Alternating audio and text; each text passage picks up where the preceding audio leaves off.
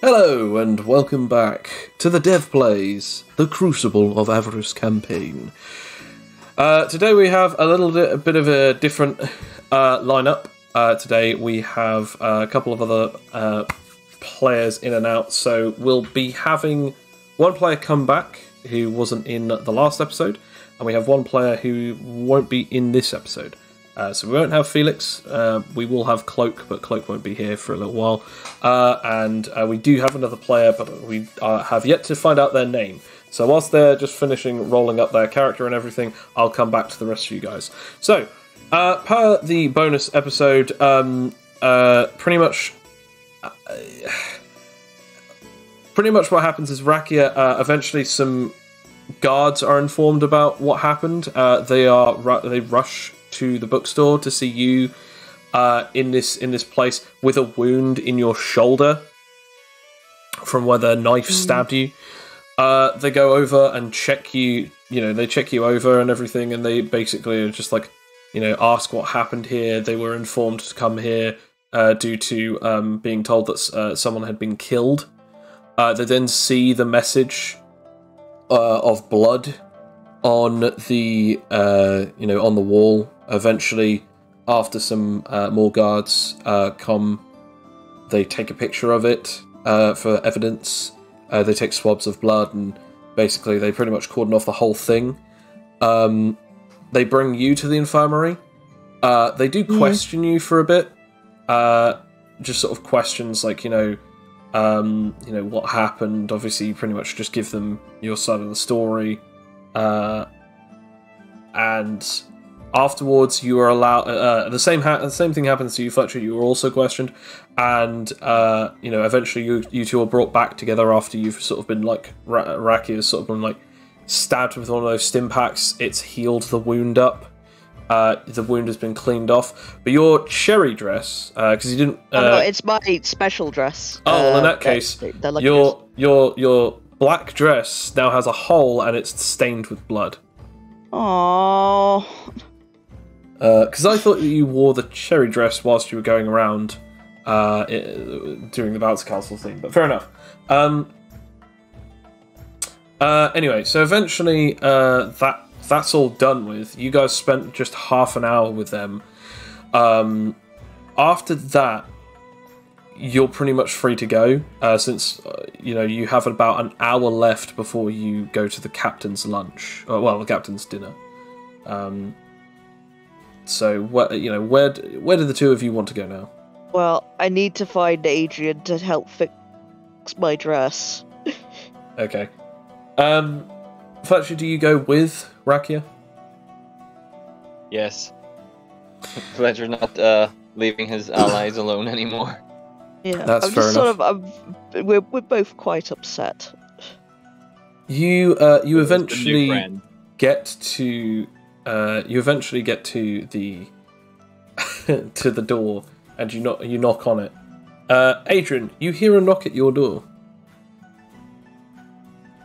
Okay. I'm assuming I've just come back to wearing my normal outfit. But I can wear the... After the spa, you were wearing it. You're now getting ready to be in your dress. So you and your sister are now back in your dresses, proper, because it's about an hour left before you guys head off. Oh, okay, yeah. I will go to the door and open it. There is a Rakia with a quite damaged-looking dress. Her black dress has a hole in it, and it seems to be, despite the fact that it's blood, it seems to be has like a sort of a darker crimsony sort of patch on it, as it looks like like she has been stabbed, but there is no wound through the hole. You also see Fletcher. Where's the hole? Can I ask? On her shoulder. Okay, so nothing life-threatening. No. Okay. Could you fix my dress, please? Okay. Happened. Adrian says that she just kind of touches it, and don't mean to roll to fix it, or can we just agree that with a 15 plus I can just fix it? I mean, to be fair, I'm not gonna bother you with that. You can definitely fix it. You do so, but the blood does not come out. Well, that's one Too bad. less thing to worry about. Why do these sections always start with 2 berries? I worry about Connor's liver actually, because he's still doing the drinking game. I mean, Cares. Oh god. you fix the dress, but you do not remove the blood. Yes, you do get 10 XP because again, it is a success because you intended to fix the dress, and you successfully fixed the dress. Sorry, I kind of got rid of the blood. What happened? Oh. Can I, I just sort of like, Raki is like kind of walking into the room quite, deflated. And I just said, we bought some books.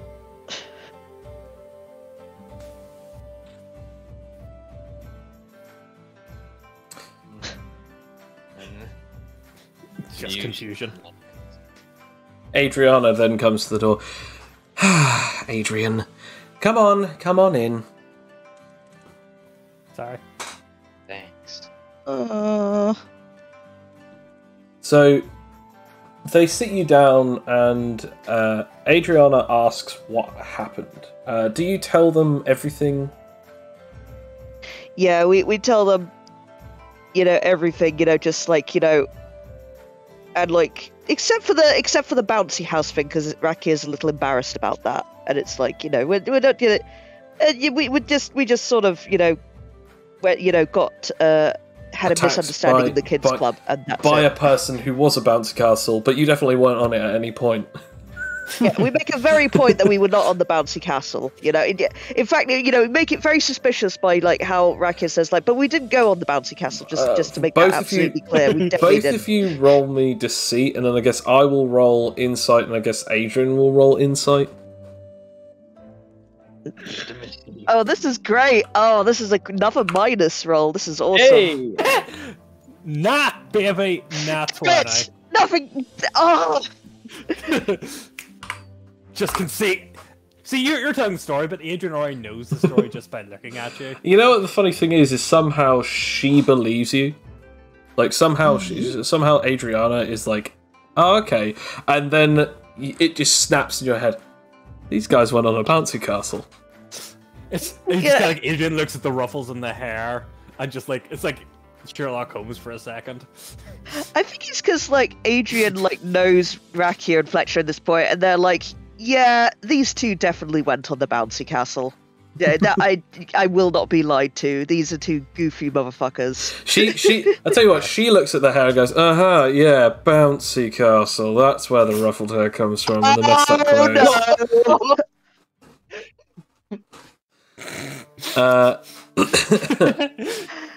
See, Adrian doesn't even get that. It has to be bouncy castle. What's the misunderstanding quota again? So, with that being said, Adriana just looks at Adrian and goes, so that's another person who wishes to do us harm then? Yet another? That is going to be an issue, this Cleafoth person? Yes. Oh, why did he have to do it in my dress? Hey, considering what they told me, could I roll power knowledge to kind of, if I could guess what the powers are? Yeah, I guess roll me power knowledge, but I'm going to say with disadvantage, since you didn't actually see any of this. This is all based on word and mouth. And their power knowledge was actually pretty meh as well when they first did it as well. Yeah, just did not. Oh, that's a 10. What they could be describing is intangibility. What they could be describing is intangibility, because there's not much else that they got to see. They smelled a lot of flowers and stuff, but they never actually saw the character. They heard that this person had a wooden mask and was in a suit, but they have nothing to back that up with except from eyewitnesses. and all they know roughly is that their scent trails kept on passing through objects, but they never actually saw them do so. So they have no idea. The only thing that you know of is that at one point a knife was sent out and stabbed Rakia, and then was immediately flew out of Rakia's wound into a wall, and the wall swallowed it up. So you have no idea of anything else other than those three things. So it could be telepathy. Sorry, not telepathy. Sorry, it could be telekinesis alongside intangibility, or it could be a multitude of different things. Okay. Can I ask one thing actually? Like, would my band have recorded any of the knife coming into me? Would that have counted?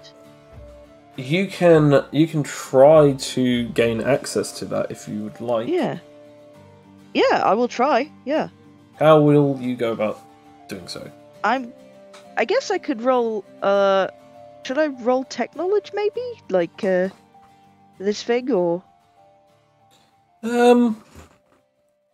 I guess so. You could, yeah. I or guess ingenuity? you could. I'd say ingenuity is more of a correct. Yeah, one. I'm gonna go with ingenuity. Yeah. Okay. Ingenuity plus 6, 7, 8. Wow. Okay, that's quite a.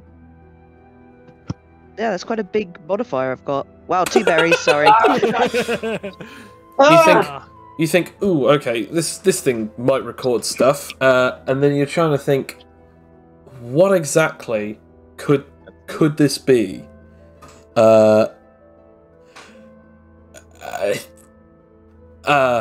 And you just look at it, it's like, you just then say, open recordings, and it just does nothing for like a solid 5 seconds before, like, you're pretty darn sure that if it could gain access to them, if it can, that probably might not be the phrase.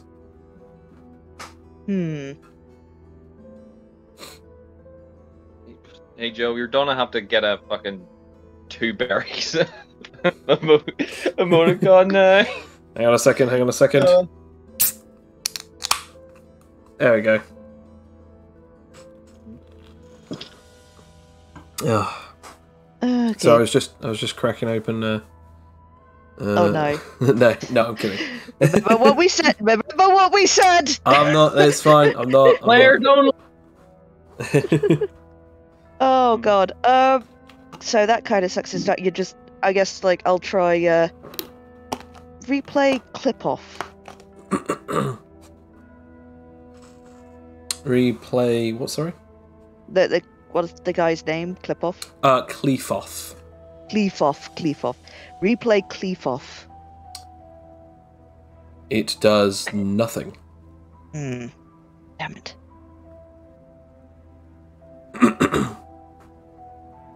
Replay fight in last 10 minutes. It suddenly starts whirring, making strange colours, and then it just goes, file not found. Damn it. I just want to remind you, it's been more than 10 minutes. It's actually been closer to 40 now. Oh, I see. So that was when we had Cleafoff. Because you had half an hour of interrogation, and technically, you had 5 minutes of waiting, and you guys have now been around Adrian's for about 5 or more minutes. Replay fight last 40 minutes. Starts color, the colors start whirring, and eventually it then starts calculating something. It then shows on your band a video of you in the bookstore, and then suddenly a knife flinging out of the wooden wall in between the books. It tears through a book and then stabs right into your shoulder.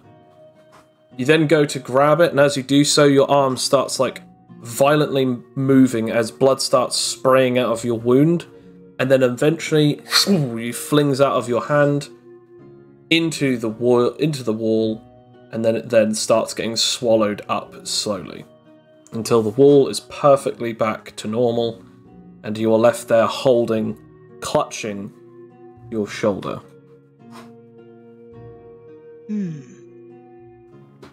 So does everyone see this, or is am I just seeing it? You can see it on your arm. People around you can see it a bit.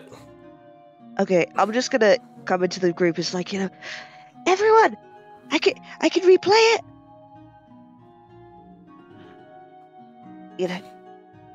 Do you replay it for everyone else to see? Yeah, I replay it for everybody. Yeah. Everyone else gets to see the exact thing that I just described. Pretty much, Rakia again there. Suddenly, a weird-looking white knife flies out of a wall, basically through a bookshelved wall, stabs into Rakia's arm. Rakia goes to grab it. It then, as Rakia's holding it, it then starts splurting more blood out of her wound, and then it looks like Rakia flings it across the room into the wall, and then the wall swallows it back up. I roll for weapon knowledge. Yes. Could I roll to determine whether it is intangibility? Considering I know the part. I have it. I'd say power knowledge again. I roll for weapon knowledge to see what kind of knife it is. Yeah, I did say yes. Yeah. Sorry, I know. Sorry, I got someone was talking to me on the other thing. Okay. I roll with advantage considering I have blacksmithing. No. Okay. Unless if you have a perk under blacksmith. Could I roll with advantage considering I have intangibility? No. Not a clue. No. You've never seen a weapon like it. It could be intangibility, but if so, you've not seen it work exactly like that. But again, it could be someone using it a lot better than you do, because again, you don't often use it in this way. You are more forward when attacking, but this person seems to have been able to attack whilst inside the wall. But again, that doesn't mean that a willpower user, or even technically a well-trained intangibility user, could technically pull this off. So it's like, it doesn't mean that anyone who has this ability wasn't an intangibility user. So again, but there's nothing here that can really help you determine if it is or isn't actually an intangibility user or not. Analyze that footage, kind of like CSI, trying to determine, any new thing that could help us. Just to know that, just zoom in on the book that it came from. You can. Yep. You attempt to do so. I guess I have to roll something for this.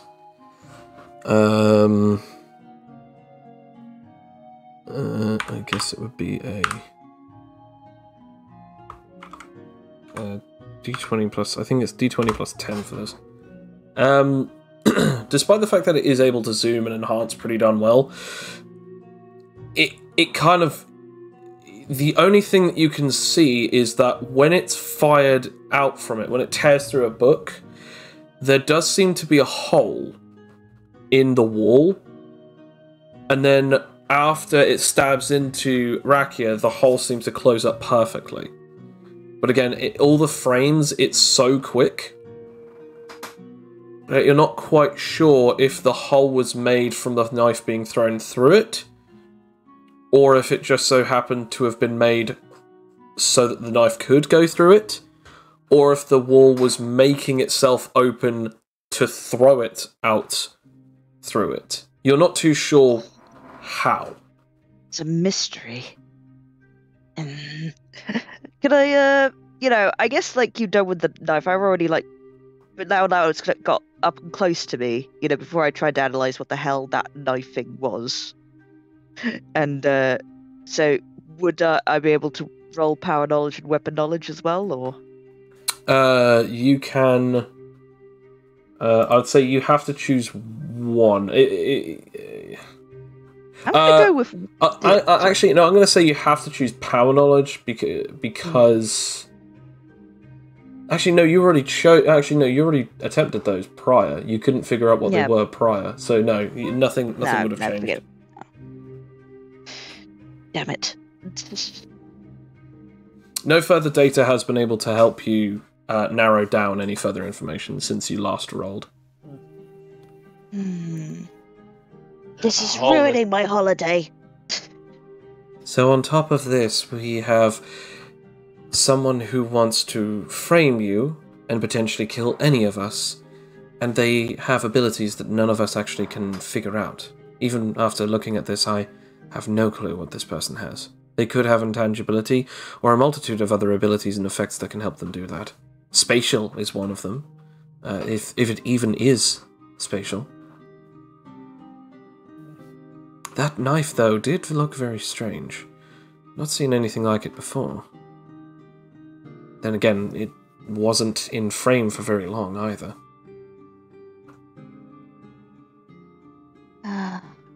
And if we'll go looking for them again, they'll start killing civilians? It seems as though that's what it said. Oh. It was such... I don't know how far away I am from Fletcher, but I think my arms are long enough to just put my arm around Fletcher and just try and console him. You eventually hear a knock on the door, just...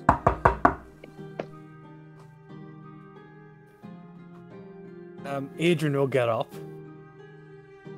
And I'm assuming there's no portal, so I can't look through. I will slowly open the door to see who it is.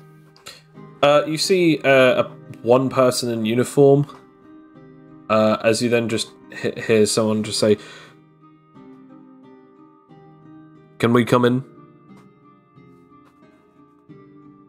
We just... Adrian will take a further look to see who the we is. Person. When you further open the door, you have to open enough of it for your entire head to stick out. When you do so, you see that there are 2 guards and the captain. Oh dear. I will open the door, Philly. There shouldn't be a problem. Well, since I am now aware that not only you, your sister, but also Rakia and Fletcher Mototame are within this lovely apartment, I think it's time that we have a little chat. Aww. I will take a step away so they can enter and then quickly move to once again sit beside my sister. They're closing in the bang. The two guards have guns on them, like strapped around them, as like they close the door behind as the captain walks in with his hands behind his back. You now get to see him a bit further. He has a sort of a well-trimmed beard on his face, in sort of a little bits of white around his mouth, but most of it is black. He isn't wearing any kind of jacket. He is wearing a short-sleeved shirt, and he is wearing like blue suit trousers and black dress shoes. He's still wearing his captain's hat as he looks at all of you, and he just goes, "What do you want me to believe now? I mean, there isn't much that I could really help you with at this point." Oh, I don't know. Just, I mean, maybe what the passengers that there's a libelous serial killer aboard. Well, if I did that, then I wouldn't exactly be much of a captain. If I do this, then everyone else is informed that they are in danger, and then they will no longer believe in us. Second to that, even though that both of your statements are practically identical to each other, it still creates a little bit of suspicion that the only 2 people that happen to be around this poor dead girl happen to also be you 2. For all we know, You could have went back in and decided to kill her and then frame someone, this fake Clefoth person. If it helps, they do have footage of it. Yeah. I'm gonna play this footage, because I'm clearing When our you name. say that, he then puts his hand up as the two guards sort of start aiming their guns slightly at you. On top of this, we also have eyewitnesses and statements that you attacked two of our entertainers, along with endangering. Interrupt me again, and this will become very difficult for you. On top of this, parents and children were traumatized on this boat. There are many reasons why I have already seen that the rest of you are just nothing more than a bunch of fight-hungry Crucible nutjobs that are endangering the people here, civilians. Excuse me, Captain. But did you The two actually guards talk then pop to their you? guns towards you. I still haven't finished. Yes, I know, but did you talk to the staff? On top of everything else, it seems as though that you also have caused quite a bit of trouble, enough to actually cause physical damage to the ship. Fair enough, it is only superstitial, and it has not affected any capabilities of the ship's cruising speed, nor has it affected any of the possibilities of us being able to survive out on these seas. But nonetheless, it has been reckless abundance. Or so it seems on the surface. He then takes off his hat. What it seems like to me is that someone, maybe multiple people, are trying to frame you. Perhaps it is because that you are all currently wearing the red bands, well known for the band's capabilities of being able to be stolen by any normal person, meaning that they would also gain access to this tournament. I am under of highest authority here, so no one else will speak down to me. But I do have a duty to fulfill. That is why it is with my heavy heart that I must at least inform you that you are currently under some suspicions amongst my men and other people. Myself is not included. I wished to inform you of this statement. After he says that, both of the guards beside him place their guns down and actually relax. I wish to tell you this because it seems as though it's the most appropriate way. I have to keep up appearances, but I do not believe that any of you are actually involved with this Clefoth person, nor Aliator, or any of the others that seemed to have some kind of concept of violence towards you. I do not believe that you were under any wrongs to defend yourself and hold back against my team. After all, I would have believed it, all of it, if it weren't for two things. The first one, when I took a look at this Clefoth record, I also noticed something very important. Everything that had happened there seemed way too erratic. Why would you walk out of somewhere only to go back in? It seemed too obvious. On top of that, the two of you don't seem the type to let go two people and then just kill a random passerby. After all, we even found out that the two of you purchased the books. Why would you purchase them if you could just steal them from the corpse of a dead woman? And finally, it was this. He then takes out his phone, and it then plays like a clip from the newscasts that have been playing all day with all of the different peoples during the tournament stages, and it shows some of the ones that Rakia are doing, and just like annihilating people with just a single slap. He then stops playing the video, places the phone back in his pocket. That person right there understood when it was and when it was not appropriate to hold back. And if you wished to kill those two, they would be dead. So the fact that the two of you stopped, and that they had both told me that they had realized that you were being framed by someone in a wooden mask, it made me realize that that is the only truth. So I'm sorry for the formality, but I had to make sure that you understood the severity of this situation, but also understood that you are not in the crossfire of this, or at the very least you are not under any blaming circumstances. You have a very understanding captain on board this ship. You should be thankful. Rakia breathes a huge sigh of relief. Thank you, Captain. Oh, it's horrible that this is happening. I appreciate your understanding. It is sickening, though, to think that someone aboard this ship is either a stowaway, or is perhaps in disguise. But, nevertheless, we'll go over the confrontation of all of this later. You have about half an hour left, before the grand event. I'm looking forward to seeing all of you. You look desirable. He then places on his captain's hat, takes a slight nod, and walks out with his two soldiers. They then close the door. They open the door and then close the door carefully.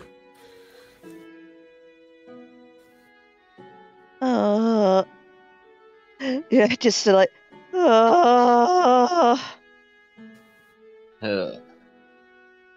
Too much is happening all at once. You can say that again. Too much is happening all at once. Damn it. Please don't change. All right, what? This is the priority. You know, after like about a minute's silence and stuff, I think Rakia will go up and just say, "Yes, we got you some stuff." Oh yeah. Yeah. This is what I got because we were holding the books. Bloodstained books. No, they're a little, you know, they'll wipe one off. They'll wipe. The books are fine. The bags that were holding them are slightly stained in blood. Yeah, it's just like I'm just gonna lay them out, you know, very quickly, on the bed what we got, but especially get architecture magazine out for for I give it to Fletcher because it's Fletcher's idea to present it to Adrian. So we got this one for you, Adrian. We thought you might like it. Oh. Okay. It is a magazine on different architecture and materials that they use. Adrian will take a look at it. Does any part of it look wasp-like? It Pretty doesn't. much feel like skim through it. It doesn't look wasp-like, no. However, what it does look like is it looks like it's waspy. No, sorry, it doesn't look wasp, but it does look human. Like most of these architectures, you can tell that most of these are human architects. Okay. Okay then. Great. We hope it inspires you to use your structure in unique ways. Well, that's kind of taken a different tone, but perhaps maybe we should get ready and go down to the next floors, and perhaps maybe we should try to take our minds off this in some way, shape, or form. Yeah. It might be nice to unwind finally. actually, we could go to the arcade. It's only half an hour, but still, a half an hour in the arcade would be quite fun. Oh yeah, that would be good. And also, I might need a corsage to cover up the you-know-what on my dress. Oh, okay. I ask, is there anything plastic in this room? The plastic bags that are holding the books? Yes! Yeah, well, I mean, you can put the books in on the shelf, in your room for safekeeping, so we can store that for later, and you can make a corsage out of the plastic bags. I'm not laughing at that. I'm just laughing at because Bill's now finally on here. I'm just laughing at the new username. Cloak down on it. Cloak down on it. Okay, it must be done. As you guys, bloodstained bags into corsages now. Yeah, fair enough. Yeah, you can turn the bloodstained bags into corsages. No, I'm not going to. Oh, okay. You pretty much. There's not really much that you can turn without basically causing property damage. Okay. Actually, I have. I've got. Let's see if I have anything. You probably won't have anything on you. Playing cards! Yes, I have 5 decks of regular playing cards. You don't have those on you, you left those in your room. Oh. I can get them from my room. True. Yeah, I'll go back to my room and just, I'll put the books in my room, and get 1 deck of playing cards. Fair enough. As we have it that you guys are leaving and Rakia is running off to her room, I'm assuming Fletcher, you're going back to your room so that you can get changed. Since you went to the gym and then you met up with Rakia not long after. As you're off doing that, we come to Cloak. Cloak, where are you in the ship and what are you doing? Yes, that is a fair question.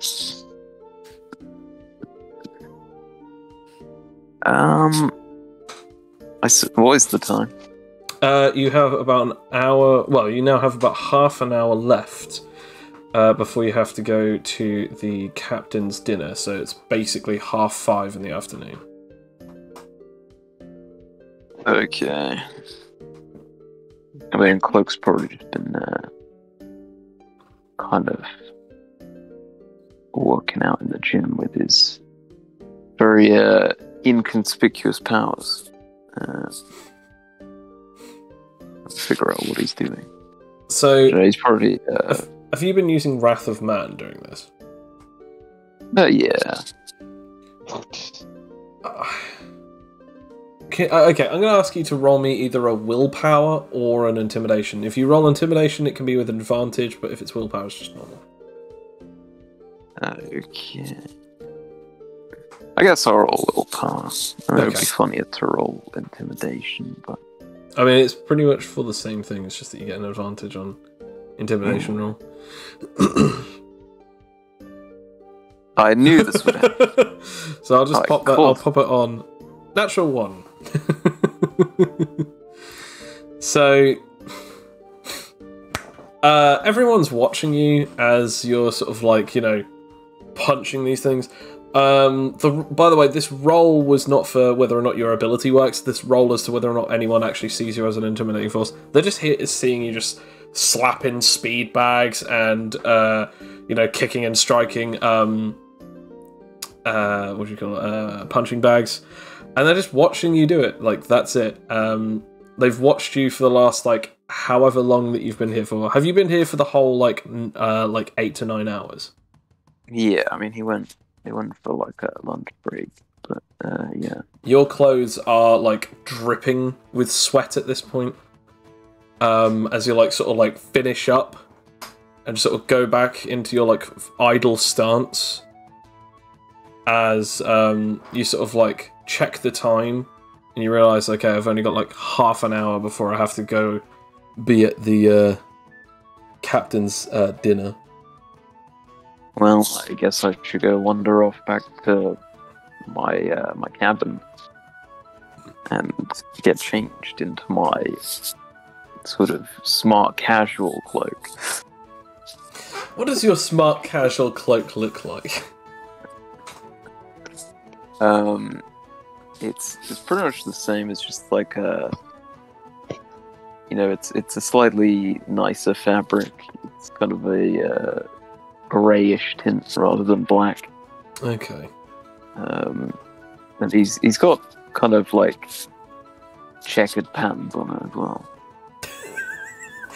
I'm just imagining like a grey tweed jumpsuit something.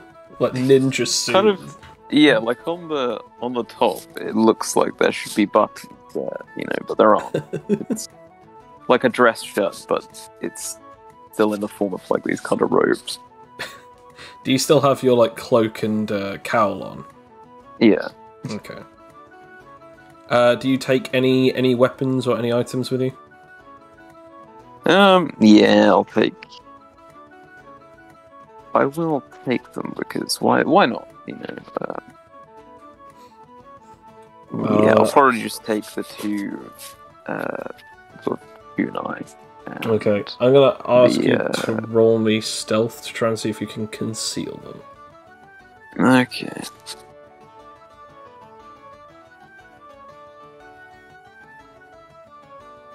An 11. Like, no matter how hard you try, like, the ropes do kind of look like a make-to belt, but the knives, like, there's nowhere that you can put them without, like, the electro knife tasing you, and the other knife just sticking out in ways that just don't look natural. So you could take rope, but you wouldn't be able to take the dart. You'd be able to potentially take chain, but you wouldn't be able to take the Fulgur knife with it.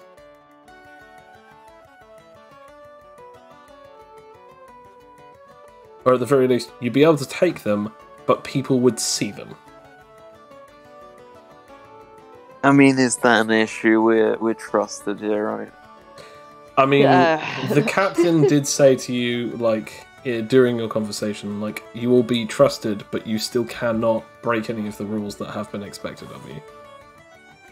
So you already know that, like, these are illegal items to be taking outside of your room, unless if they are being transported in a sort of device, but you cannot go to like public areas with them. And newsflash, the dining room is definitely a public room. Is it? I thought we were going to like captain's quarters kind of thing. It's not the captain's quarters. No, it's like this fancy restaurant that is like only like incredibly rich people will be able to pay for.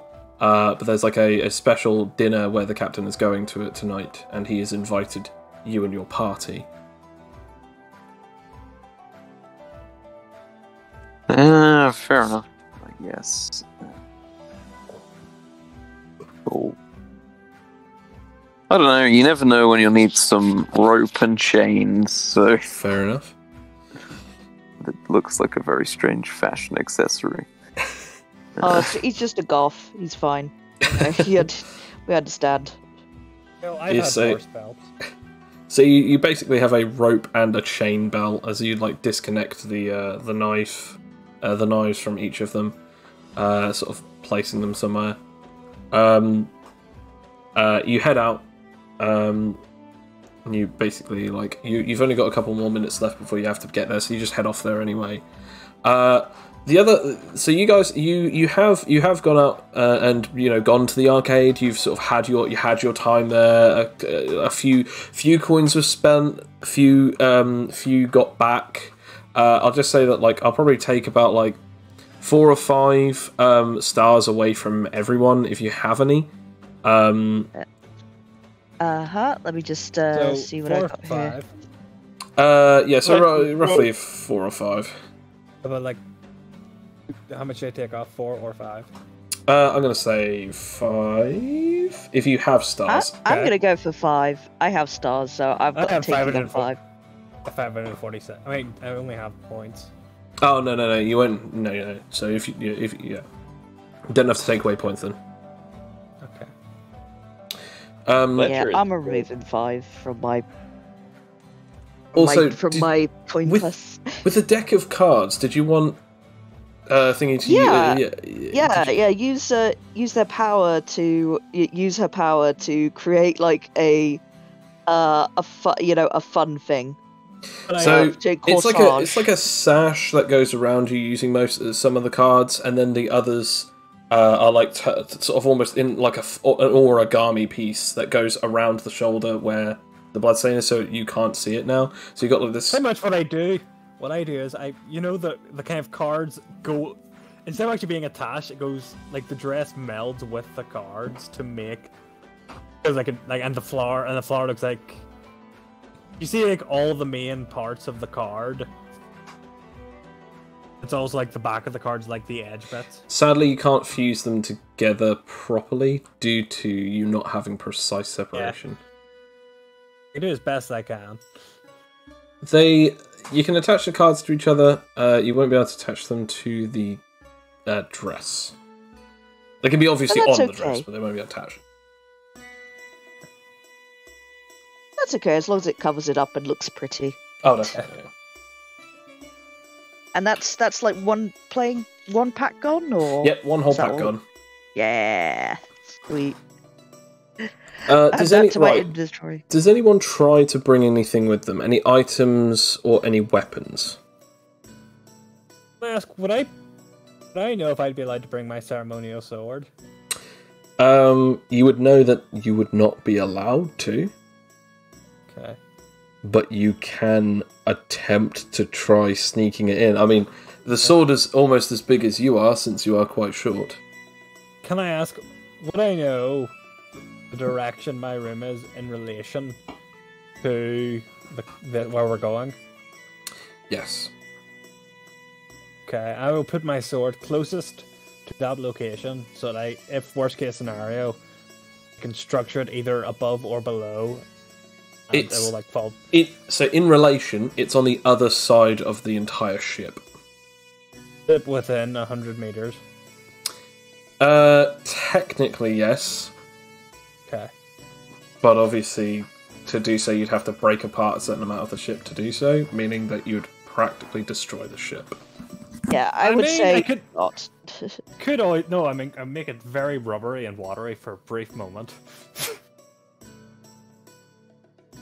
All I'm going to say is you don't know where it is precisely between those points. So it's not like you can just like pinpoint and then bring it to you like as if you're summoning it. It would not be an easy task, is what I'm saying. Hopefully I'm not going to need it, but yeah, hopefully not. It's in the back of the head that I could. Fletcher, what about yourself? I don't suppose the punch daggers tuck neatly into the trouser's back pocket. Roll stealth.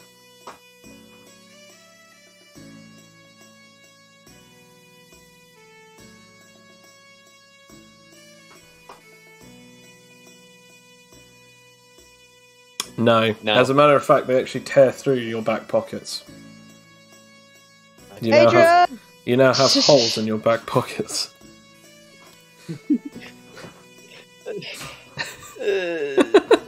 When you realise that's not going to work, you leave them where you put them. I leave them on top of the bed, so if I desperately need them, they're out in the open. Fair enough. Rakia, what about yourself? Oh no, I'm already fine. I mean, but Rakia's main priority was getting a corsage thing to cover up the bloodstain in her lovely dress. So and now it looks amazing. So everything's fine. No weapons. Everything is tucked away neatly in a room. All the nice books, all of the weapons, all in the room, all good. Okay. And one thing before I go though, can I knock on Felix's door? You can. Yeah, I mean, I will be like, I will like, when he doesn't answer, I'll just say like, Felix, we're going. Just see the occupied on the door and be like, oh, okay. We'll be at the captain's dinner. You hear no replies. Okay. I hope he's alright.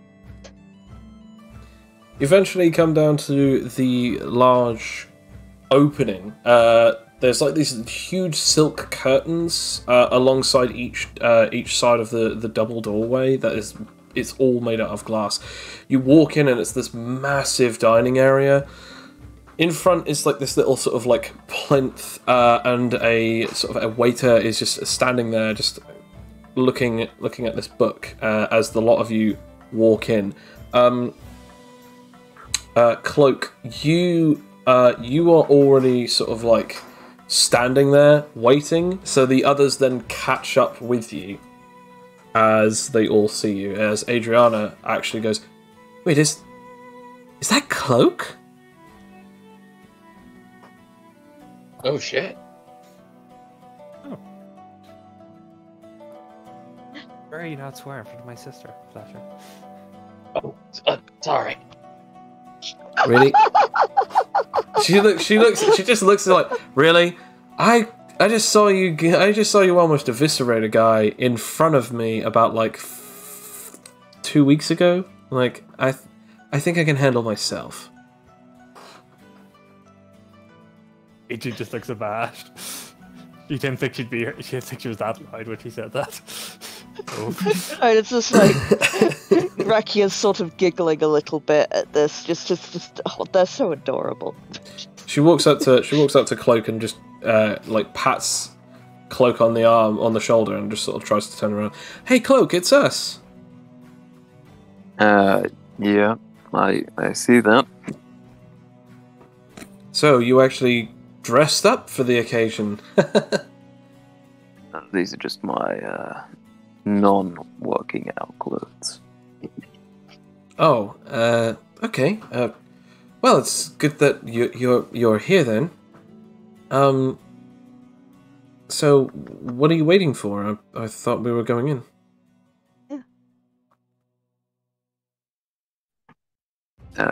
Yeah. Are we going in? Yeah, it's just just Rakia's just sort of posing, as if to indicate Cloak to comment on her outfit. Roll insight, I guess. Cloak. Roll charisma. Roll Rakia, insight. so people know what you're trying to do. Yeah, actually, yeah. You know what? Yeah, I guess roll charisma. Do you have a crook in your back, Rakia? Yeah. What's wrong with your arms? Do I roll for that, or? I guess so. Just roll flat charisma. All right, that's awesome. That's my lowest minus. Oh my god! You can tell that Rakia is starving for attention on this new dress that she has bought. And the cool thing that Adrian's made for me. So, yeah. Yeah, Cloak is not particularly interested in people's clothing.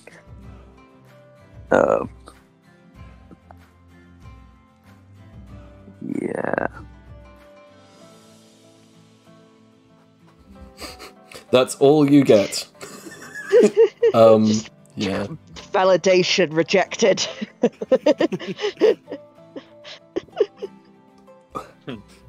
Without that, just going, yeah, it's like, oh yeah, I just bought it today, it's also, Adrian made this thing for me. It's no big deal, it's just to cover up the blood stain we had, from a injury sustained this morning. The waiter just looks up at you and just like, are any of you actually coming in here? Do you have a reservation, or are we just going to sit around and, block the door for everyone else? Oh yeah, no, we're going in. We have a reservation. With the captain. Yeah. With the captain. Just flicks over a couple of pages. Well, the captain did say that he had about several +1s. You must be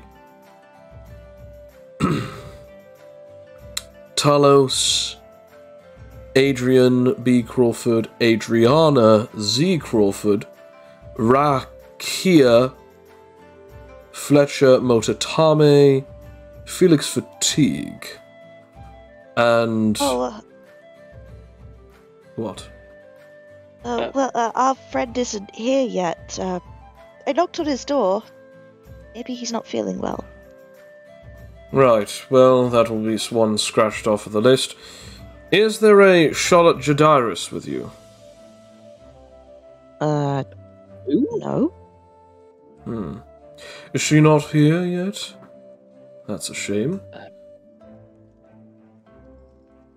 And you don't know of her whereabouts, or even if she's coming. So she's a separate party from you. I suppose so, yeah. Very well, either way. The captain is waiting for you. Fletcher taps on Rakia's shoulder. Yeah? Yes? Could your student escort you through the door, my lady? Oh, yes, he may. I forgot, did you buy that fedora? Sorry. Maybe. Just love Fletcher's voice, like, the lady. As you all like go on in, you see this large table. The captain is pretty much sat there on his own. Well, he would be sat if he actually wasn't talking to one of the members of staff of the guards. Like as he's talking to them. Yes. Yeah. Okay. Fine. Yes. Yes. So, Mr. Talos, Mr. Motatame, Miss Rakia, and both of the Mrs. Crawfords. It's lovely to see all of you here. Please, take a seat. I'm sitting next to... I think we're going arm in arm, Raki is going arm in arm with Fletcher to sit down next to each other, I think. Which is making Adriana probably go a bit crazy, are they? Yeah, I want to point this out. At this point, you're just getting tugged on your shoulder at this point. Adrian, look! They're both holding hands, It's it's uneligible, but you kind of sort of think you get what she's saying, but you don't really know the connotations behind what she's saying. You want to hold hands? You don't understand. What that is? Cloak, roll me an insight or a perception. I'll roll a perception. Okay. Yeah. You have no idea what anyone is talking about. All you've some heard good is rolls today. food, sit down. So you have taken your seat. For a second, you completely forgot that the rest of the party was joining you for this dinner.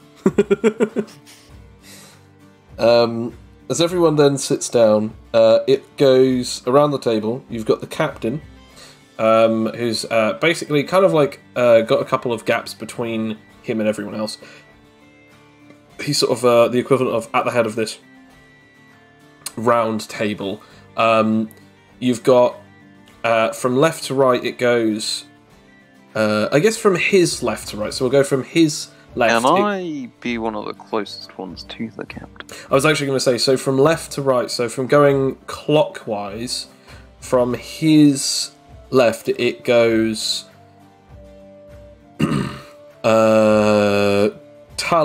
it goes Cloak, then it goes Adrian, then Adriana, then Fletcher, then Rakia, and then again back round to the captain.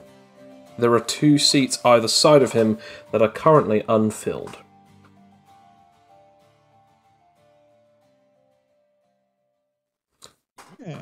You see in front of you some placemats and some plates, some knives, some forks, and basically some menus are then brought to you by one of the waiters as he places a little red sort of pamphlet-looking thing. As you open it up like a booklet, it has all of these different dishes on it. Whilst you're trying to figure out exactly what you are buying, everyone roll me a perception.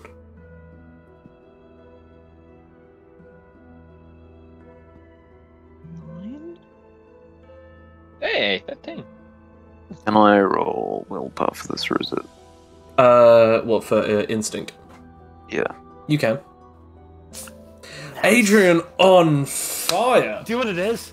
Just Adrian and Adriana just both going immediately to the dessert menu. Just like ice cream and nothing but. Or, you know, like the fruit menu, if there's fruit. So, you notice, like, some more people walking in, some people chatting, some very, like, well-dressed people. You notice, however, one particular thing that you notice, that who walks in, notice a man with long, silvery white hair. Although he looks to be rather young, he actually looks to be roughly within his late 20s, early 30s. Long, silverish hair, well clean shaven. Like you can't even believe that this guy could even have a single follicle on his face. He walks in and he is dressed in what seems to be some kind of special-looking silver armor. It seems to be that it's also like you can sort of see something on his back, as sort of like stuff is sort of flowing around him, like his robes underneath, as he then walks in and then takes a seat opposite what seems to be pretty much like a very well dressed woman in a pearl dress with pearl necklaces. It looks like beautiful pearl sort of silk. She has black hair that's tied up in a bun, and she's just sitting opposite this well dressed but still armored man. As they both take seats, you then see some other like really fancy pants looking people just walking around and taking seats. You then see 3 people. One particular person who walks in is dressed in what seems to be a typical 3-piece suit. He is 6'5", quite stocky. He walks in and he almost looks like as if it would be Tom Hardy playing. He almost looks like as if he's Tom Hardy playing 007 at this point. He looks well dressed. He has a short, well groomed goatee, and he sort of walks in, and you see a lapel pin with a special like it looks like a light bulb. On his lapel, it's like a light bulb shape with a B on the inside. He walks in, but with these 2 other younger looking compatriots. One who's dressed in like a very light suit. He looks relatively quite young. He looks to be around about in his 20s. Maybe he's 20, 22. He's got short brownish hair that's sort of like quite fluffy. It looks like as if, like, even if he tried to style it, it wouldn't work. Quite excitable, but despite everything, he's actually got sunglasses indoors. And then next to him, would you like to describe your character, Kane? Yeah, sure. So you see this woman walking about 5'8". She's in this, like, sort of a basic suit, but you can tell for her aneurysms or, like, how she's walking that she is not comfortable in this suit, or at least she's not used to wearing suits. She's constantly checking it and just feels sort of uncomfortable. She has sort of like long dark brown hair going to probably about like the center bit of her back. Blue eyes, probably like a very soft face. You can probably tell she's the youngest out of the 3. And yes, that's about it. Just looks pretty casual, to be fair, apart from the fact she clearly is uncomfortable in her clothing. These three amigos eventually go and sit down at a table not far from yours.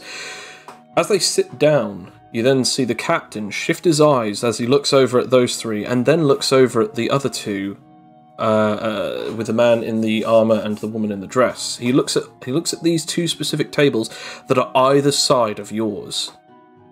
He looks a little unnerved. He then stands up. He then sits up with his arms across the table.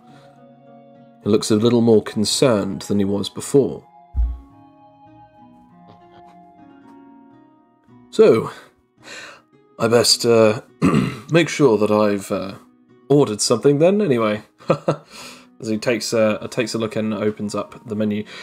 Adrian, the thing that you've noticed with your natural 20 and Cloak, the thing that you've noticed is that, like, on top of him being a little nervous about these two sat side by side, you could tell certain tweaks of his mannerisms got even worse the second that the tables that they sat down at were the ones closest to you guys.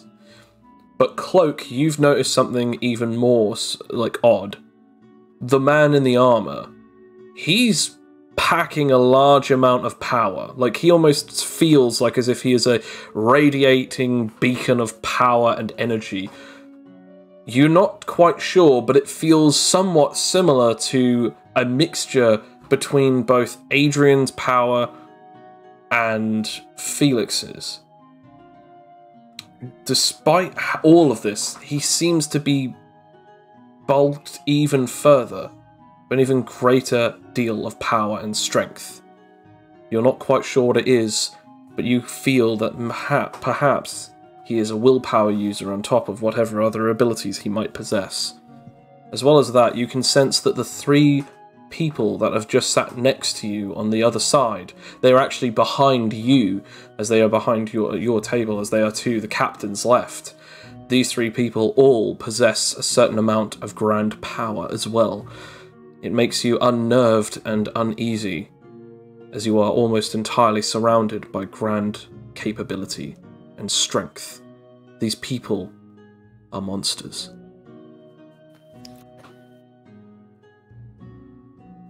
Ooh. Adrian is even more slightly protective, but doing her best not to look protective. Fair enough. Eventually, you also notice someone else walks in. As you eventually see a woman dressed very well in an interesting blue dress.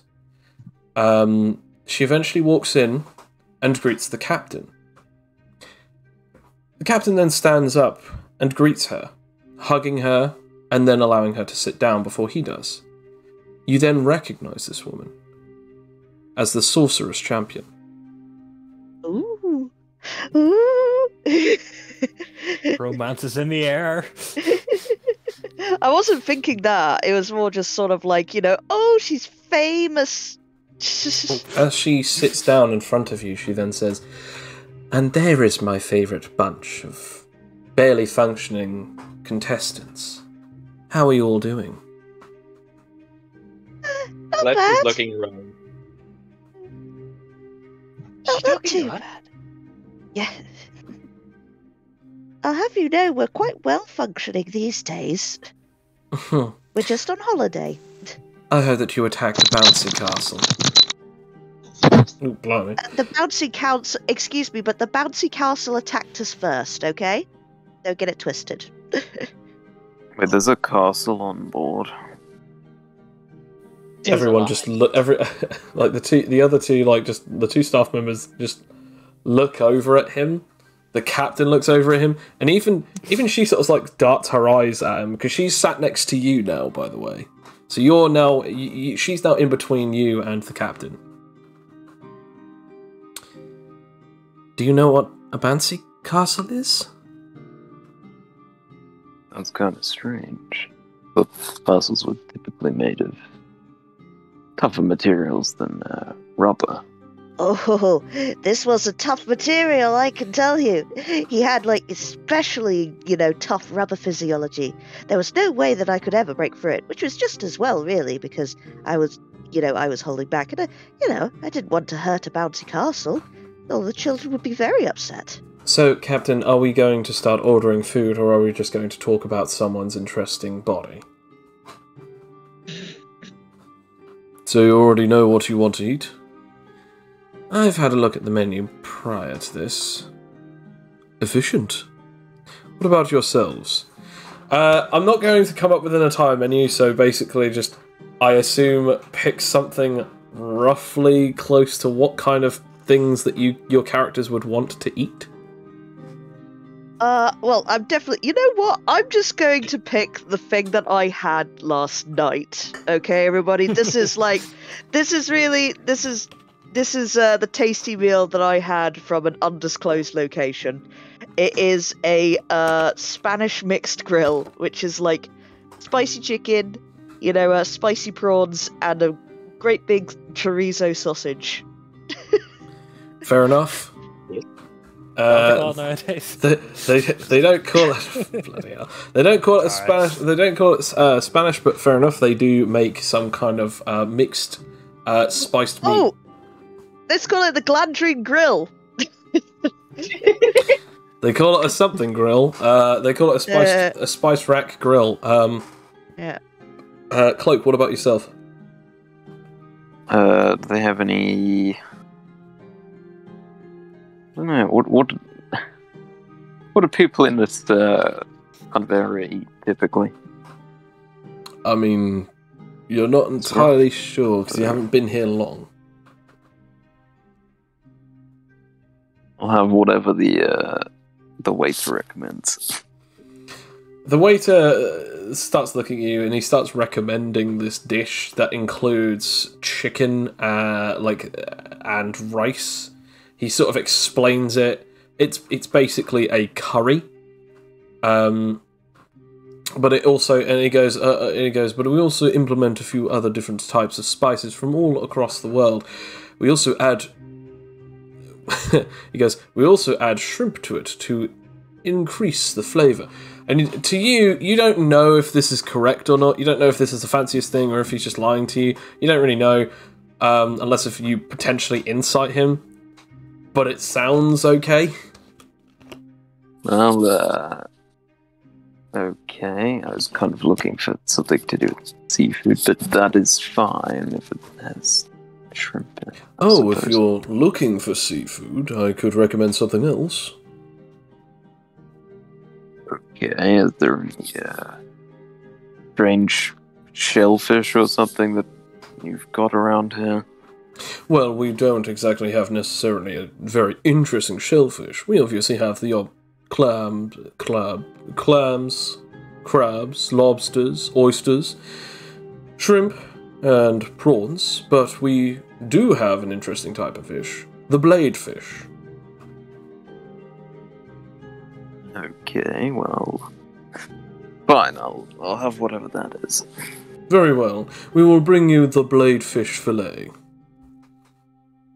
He then moves on over to to Adrian and Adriana. Probably the. I'm assuming there's like a fruit dish. Yes, there is. Yeah. Like part of the dessert menu, some kind of. Yeah, no, I was going to say Adriana also just immediately went there as well. Just like bits of cut up fruit that's just like that. Yeah. We serve an interesting pie that is made of all of the nicest and sweetest of berries. Would you perhaps like that? Served with a lovely ice cream and a drizzle of chocolate sauce.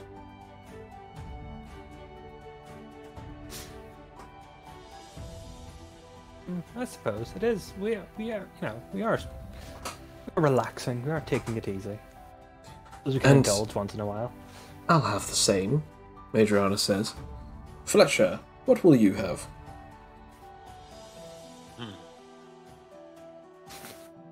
Do you have anything that incorporates rajatl bull meat? As a matter of fact, we do. We have an amazing steak option. 3 different types of cut of steak from the same rajatl bull. As a matter of fact, we don't even kill the cow. We actually use it multiple times. The cow is about 5 years old, but its amazing regenerative capabilities mean that the meat stays as young as ever. Tender, but also tough. We can also sear it for you and be ready to prepare it. The 3 different cuts that we have right now are sirloin, medallion, and T-bone. Could I get a seared T-bone? Absolutely, sir.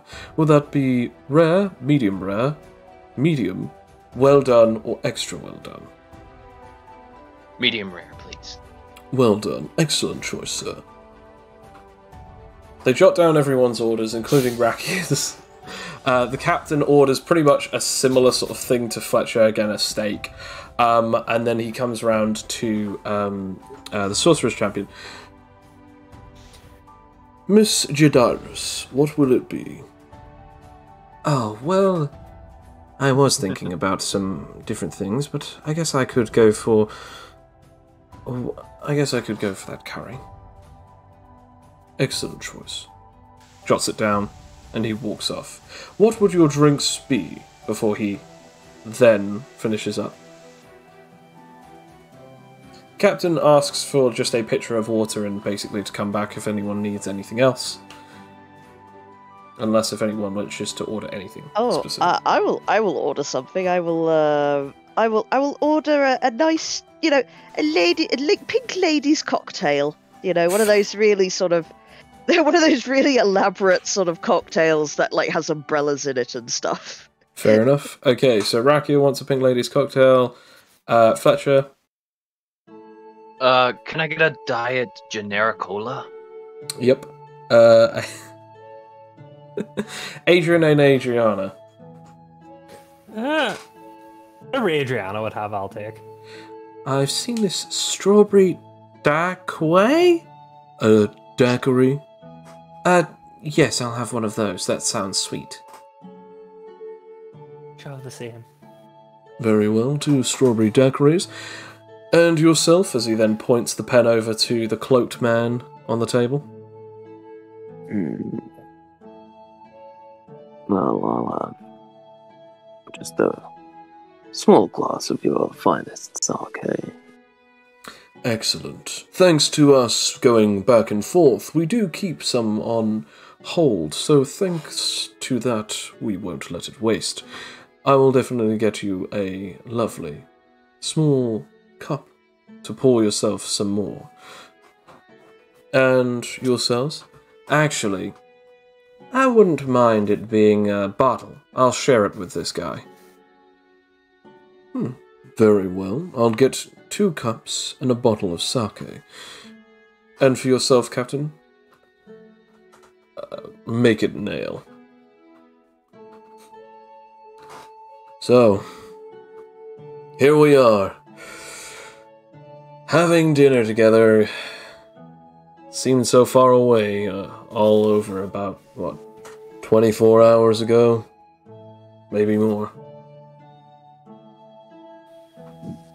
I must say, it's been quite eventful. Oh, goodness. It was only yesterday Oh, dear. How many days has it been since this whole thing started? Oh, goodness. So, tell me. It has not been eventful. Indeed. Tell me. I've done a small amount of research on your fights, learned a little bit about most of you, including yourself. As he then points over to the Sorcerer's Champion. He looks over at he looks over at the 6 of you, sorry. No, it's 5 of you. No, it is 5 of you. No, it's 6 of you. I keep forgetting Adriana. Yeah. He looks around the table. He looks around the table and he just says, I can't imagine what it must be. It must feel like a target is always constantly painted on your back. Well, not for me, I guess. I always had something about this, so doesn't really bother me that much. What about you guys? It's very exciting, actually. It's when they said that they cancelled the tournament, I was quite depressed, and all of that work and training, no longer being able to do it again, and well, goodness, I was so happy when they started it up again, but I would say I don't like what's happening with this open plan situation. I don't like the idea of people not in the tournament getting hurt. I wouldn't say that it's a good idea for people to just be doing this all over the place. As a matter of fact, it's actually quite concerning. Myself and quite a lot of my soldiers. Pathetic, really. We're not even soldiers. Some of us trained, well, most of us trained in the Navy, so to make this place a little bit more secure, but we're technically not soldiers anymore. But we worked a long time to make sure that we can make a safe cruise. It's difficult to make sure that we can guarantee people's safety across these seas, especially what with the pirates. Pirates. Yeah. Evil sons of bitches. If you ever come across them, make sure that you don't piss them off. Give them whatever they need. You think some of the people in your tournament are strong? There are some known as lords, but the worst of the worst are the pirate rulers. There are 8 of them, for each and every single one of the seas on this planet. They're strong. I've only ever heard of 2 of them. One that rules the sea around here is a man named Sheen Nigami, the ruler of the Styx pirates. To the land that you're going, I've heard that there are certain qualms between the people of the land of the Sunken Moon and the pirates known as the monstrous pirates of the seas, helmed by Captain Yol Kaigar. They say that he's the strongest creature in the entire world. And he even had that title back when Viribus existed. If it's true, I wouldn't like to meet him. I heard that he's a merciless son of a bitch.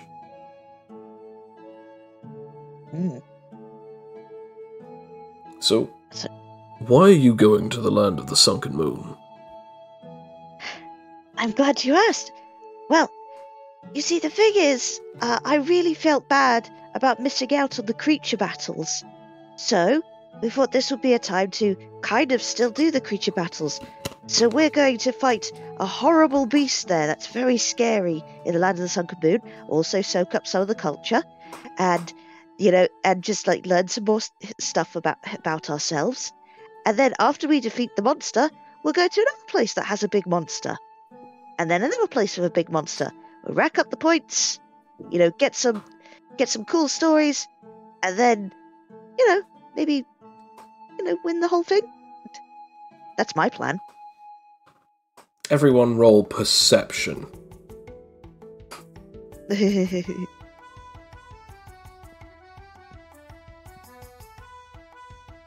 Uh-oh. F. 1 F20. F in the chat.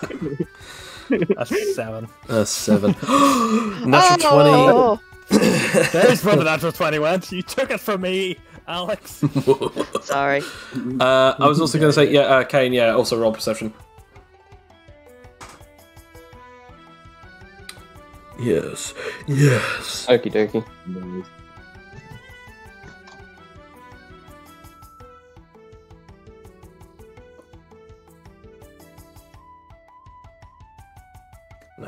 Okay, so nobody knows this except from Rakia. When you say that, hopefully win the whole thing. A lot of people look at you when you say that. You feel eyes all around you, including behind you, which, funnily enough, is where the armoured man is sitting. Has my cocktail arrived yet? There's a good silence of 30 seconds before someone even says anything. Here are your drinks. As the drinks then arrive and you're all given your drinks, the sake bottle and 2 sake cups are placed in between the 2 of you, Cloak and for the Sorcerer's Champion. Everyone else is given their drinks.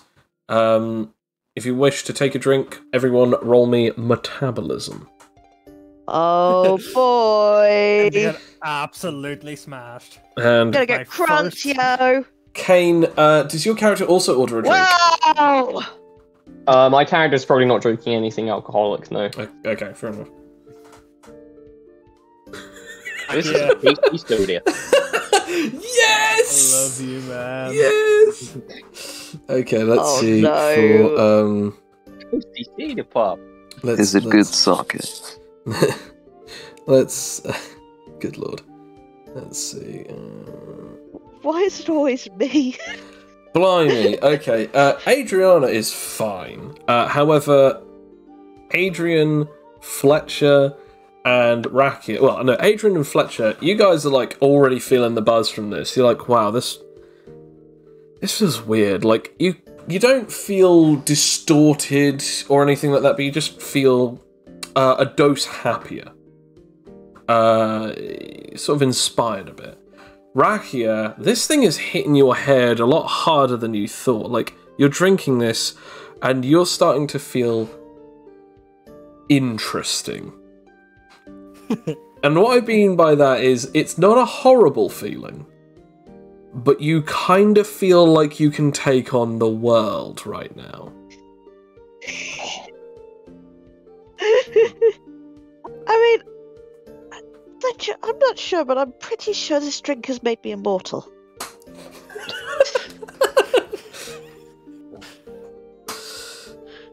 It's really good. Those cocktails are quite strong. We make them that way because, well, my staff make them that way because obviously we want to make sure that people are well fed. So of course we like to make sure that we're well stocked up in our liquor cabinets. And since this is only the second day, of course, people haven't drunk us dry just yet. Woo! That's good. This good. It's got strawberries in it. Is this organic? This, you know what? This is nice. This in particular. God, I should have gotten a sponsorship from Genericola. This is amazing beverages. Oh, I've completely forgotten about you, Fletcher. I forgot that you actually hadn't had any alcohol. You didn't need to drink the metabolism. Sorry. God, the generic colas, they really do have cocaine in them. Like that Technically that didn't. No, that doesn't. I completely forgot. You needed a metabolism to overcome the McDonald's Sprite level of carbonation. You know what? Immediately. You know what? No. You know what? We'll keep that because what happens is your eyes go watery from all the fizziness. That's all that happens. However, again, Adrian, you feel a lot happier. Like you feel sort of like you've come out of your shell a bit. And Rakia, as I said, you just basically felt like you could take on the world. I am the greatest. You know, just you know. So that before I said hopefully we got win the whole thing. You know, now it's like there's no hopefully anymore. It's like I will win. Do you say that out loud? I will win. Yes. It's like yeah. I'll just say what maybe not even hopefully. I feel confident. I could win this. Yeah. Just gonna have to roll something.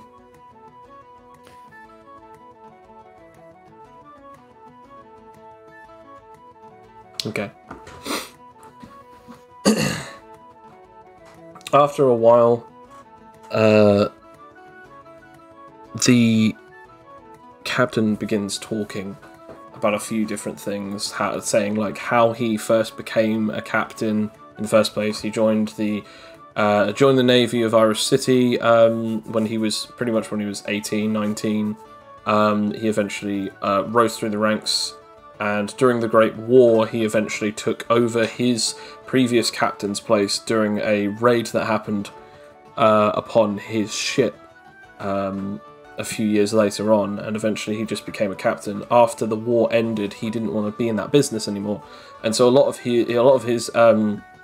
the staff who were under him actually followed him into the business of basically being armed guards, the equivalent of basically armed guards for overly rich people who wish to travel the seas. And so that's basically been their job for the last 10 years now. So like he's talking about all of this, and as he's going on, the food is then starting to be delivered. Everyone's now ready about to tuck into their food. And he then moves on to then asking some more questions, but he actually directs them. He begins directing them at basically he starts directing them at Charlotte, the sorceress champion. As he does so, he asks her a very interesting question, which is, "So, I must ask, what is in it for you? I understand for everyone else, if they win, they become the ultimate champions, but you've already gotten that title. For other champions, what is the point in it? Other than a larger pay cut, I guess. Although, anyone else could get the same pay cut as you if they win. So what is really the point?" Perhaps some things just ain't exactly as they seem. Maybe I don't really need to tell you that story. Roll me insight, everyone. And I'm going to say, Kane, roll me perception, and then if you get anything with 12 or above, I'll say you can roll insight. Okay. 19, not bad. 5. Oh, well, exactly. Exactly on it, so you can roll it. Adrian doesn't really matter. Adrian's just thinking, you know what? Yeah, this is good. I'm glad we got out of this. You know, Adriana's having a nice time. Strawberry daiquiris are great. I'll see if I can roll for... Of course, Adriana's been at uni. Like, she's just, like, acclimatized to this sort of thing now. She knows no idea. She knows how to have strawberry daiquiris. Adrian doesn't. It's like, okay, I'm going to say, Fletcher, you're the only person who actually notices this. There is something she's not telling you guys, and it's not just that it's uninteresting. There is something that she does not want to disclose, because it might be too juicy. Does this, perhaps, tickle any of your pickles? It does tickle with since Rakia is quite fruity. You don't understand this yet. It's only it's only Fletcher. Oh right, because I've got 15. I didn't get high enough. Okay. No. Had to be above 15 for this one. Yeah, dang it. Yeah. So Fletcher, does this interest you enough to poke further? It does. I do say that. I mean, all the champions seem to be participating, so there has to be something. Well, correction to that question. To be honest, it's only 3 of us. Myself, the Amortuous champion, and the Behemoth champion were the only 3 to actually start. There aren't any other champions that I know of that actually went. But roll me a charisma or a persuasion.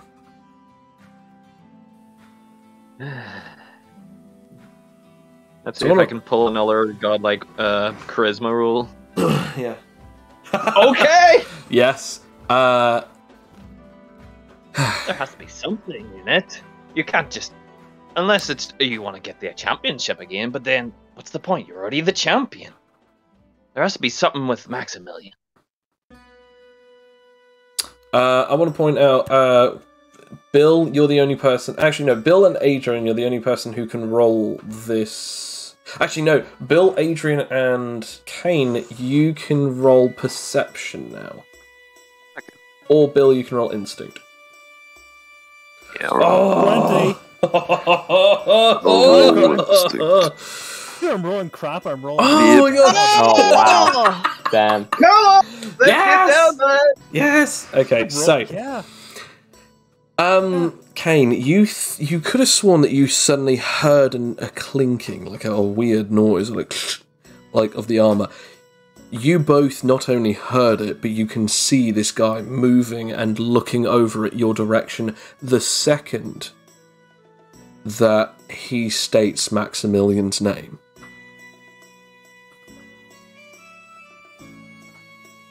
This uneases both Adrian and Cloak. As Cloak, you're using instinct for this, correct?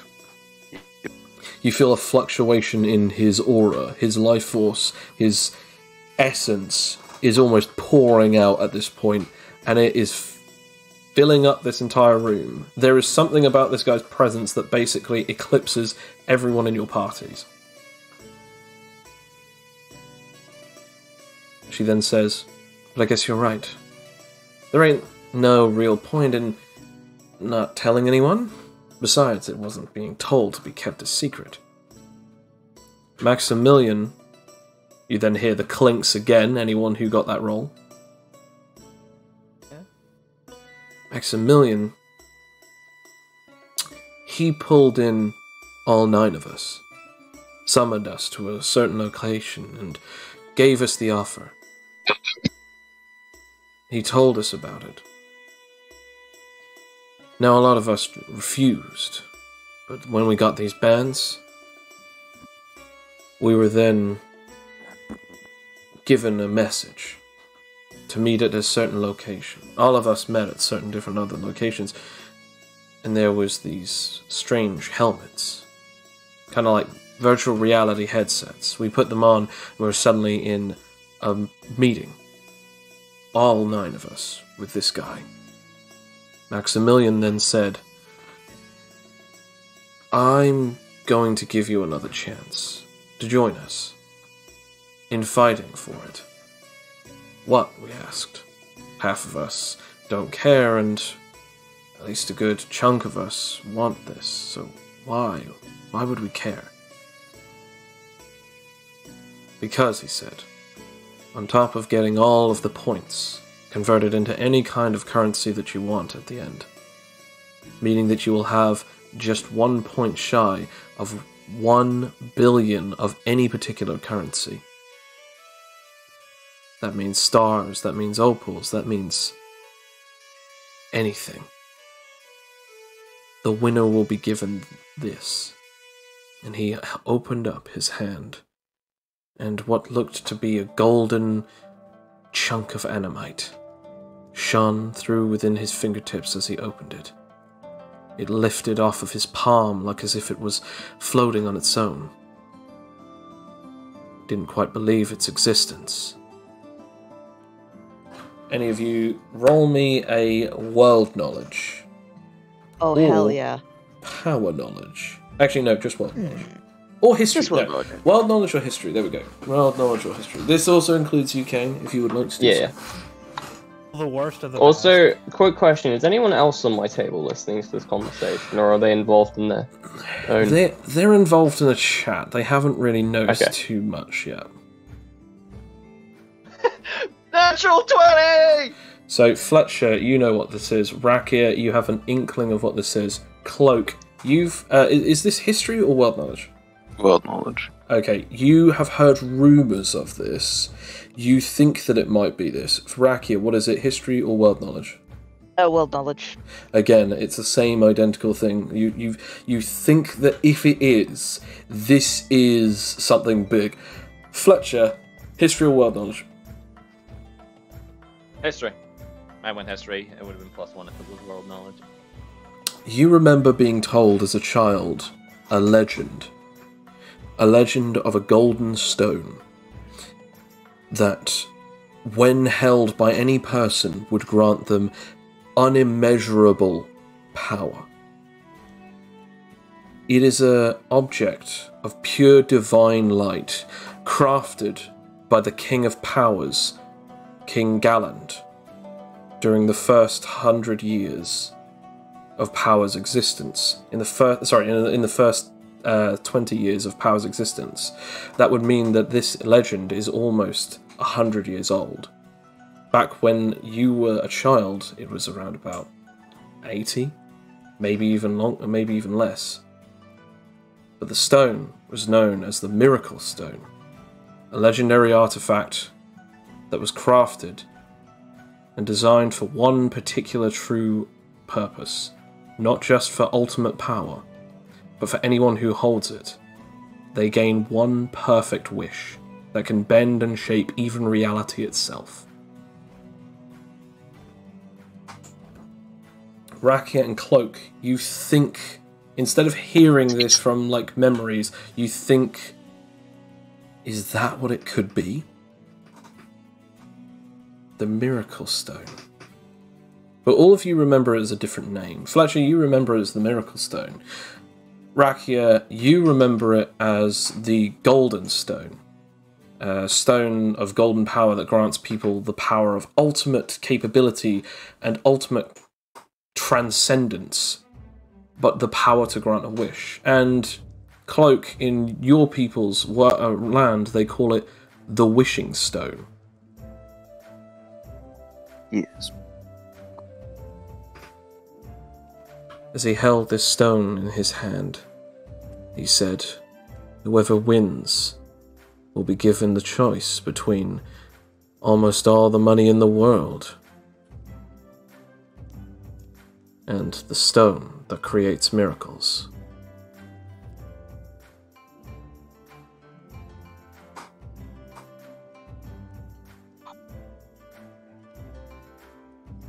I'm just like, Rakia just takes a big slurp on her pink lady cocktail.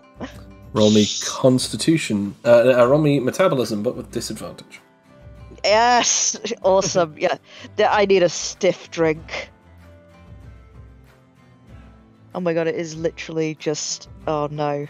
Oh no. Adrian has no idea what this is. Okay, yeah, no, you're fine. Oh my goodness. Phew. With my Adrian has no idea what they're talking about at all. Do you say that out loud? I'm just assuming. Oh, Adrian or Adriana? Adrian. Okay. With an 8, yeah. No, even, actually, wait, I haven't actually rolled for it, have I? No, I haven't, no. I shall roll. Adrian, not just one, he knows all about this stone. I'll do word knowledge. Nope. No. However, she was like, a stone that can cause miracles, that doesn't exist, right? That's not true, that can't exist. Oh, I'll tell you it exists, alright. How do you think that he's gotten all that power? He's been boosting a lot of his stuff and creating ultimate weapons and technology. He's expanded his range beyond the normal capability of any human, superhuman, or anomaly who came before him. He's practically almost as powerful as King Galen's legends. In the ancient history books, it states that the man was able to do anything with a superpower. There are people like him, but Stilton, there's something about him who... You then just see a guy's hand slam on the table as, like, everyone's drinks just spill over, except from the bottle of sake. I rolled dexterity. Yep. Yeah, can I roll finesse to just catch my drinks before? Because this is good. I'm not. Can I attempt to grab both mine and? Yes, but I'll say you have to roll the disadvantage. Say what do I? Can I roll grapple? The grapple in the drink. Can I roll grapple? No. This is because you guys didn't know that this was going to happen. You do the Spider-Man thing of just like catching it perfectly with a tree. Adrian, Exactly. Adrian, you grab both of them before they fall over. But yeah, so Cloak, your sake cup is empty, but it rattles around and it sort of flips over. The bottle is like sloshing around a bit, but it doesn't move due to the amount of liquid that's still inside of it. As you then see the armored hand just sort of slamming down on the table, the captain just sort of looks over. And you just see this man towering over the table. This makes everyone in the entire restaurant jump.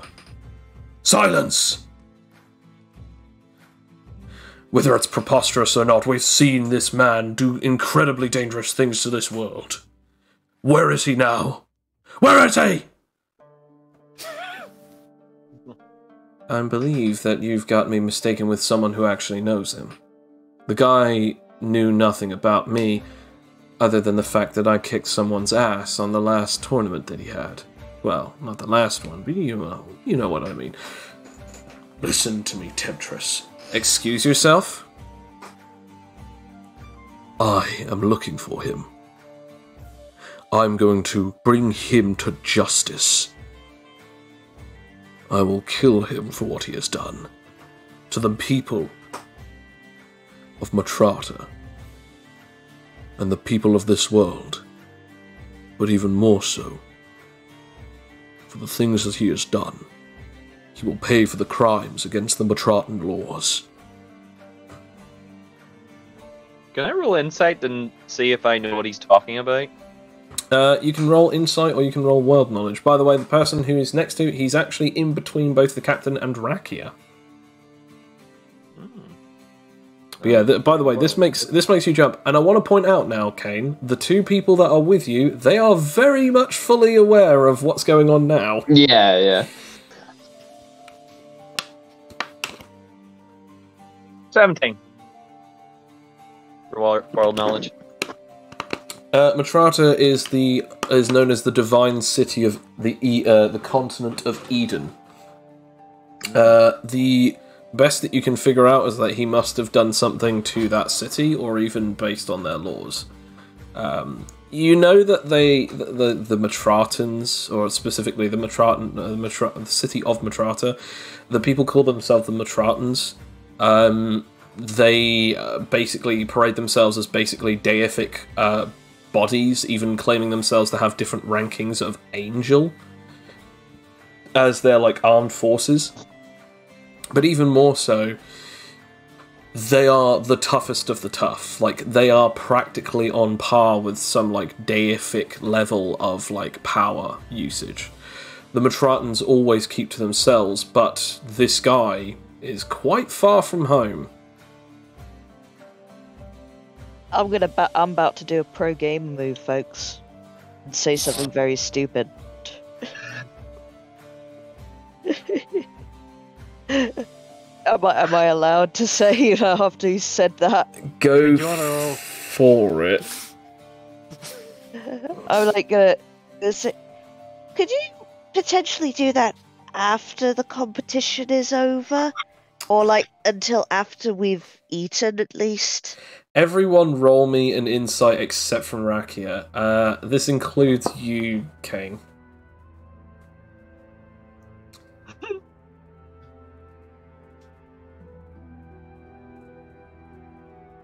$15. First got 15. Okay. I'm gonna say Cloak, Fletcher, and Kane.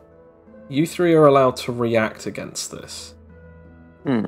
As you see him with his other hand launch towards Rakia's throat.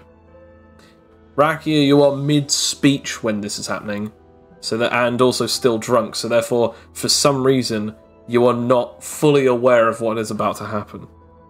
Yeah. I think you know what I'm going to do. Do I know? Yes. I'm going to pull Rakia into intangibility. Okay. Well, I'm still sipping on my juice. My gin and juice. Hey, at least your drink will still be intangible. Yeah, it was going to be great. I was like, wow, this drink's great.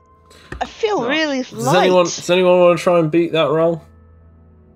I think I might just sit back and watch what's happening. Fair enough. And what about you? What about yourself? I want to point out, you're about 6 meters away from them, possibly up to 10. Yeah. I can't really do anything, to be fair. Fair enough. So I'm probably... Don't you have that reactive ability? Yes, but it's not exactly going to work. Oh no, it has to be rule of direction. Yeah, so I'm going to just watch, but prepare for things to go down. As this happens, and you try to grab hold of her hand, she's already out of the chair and almost vanishes as now Rakia is being held up by this guy as he's got her by the throat. Do you know anything of the intoxicating ideas of how disgusting I feel when just holding your skin, even in these gloves? Despicable Can I see this? Huskonian. Oh, everyone sees this. Like, literally everyone in the entire restaurant sees it. Yeah. As you're being held you by the said he's throat. wearing armor, did you say? Yes. He's wearing, like, armor all over his body. Yes. Can I attempt to use structure on his hand, like, for him sitting, just kind of force his hand open to drop Rakia? You can't manipulate his hand. Oh no, the armor of his hand. You can try roll for it. Okay.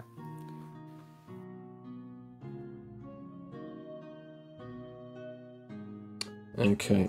Bad roll. That's true, although I'm going to have a look at something, see if I've got... What do I have in tow here?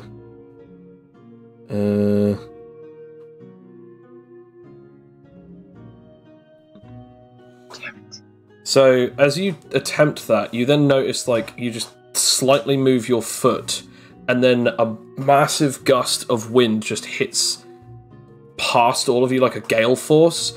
It's like you feel like your structure go, but then, like, as you look up, he's not even touching the ground anymore. As you see 4 wings sprout from his back, made of lightning, wind, fire, and water.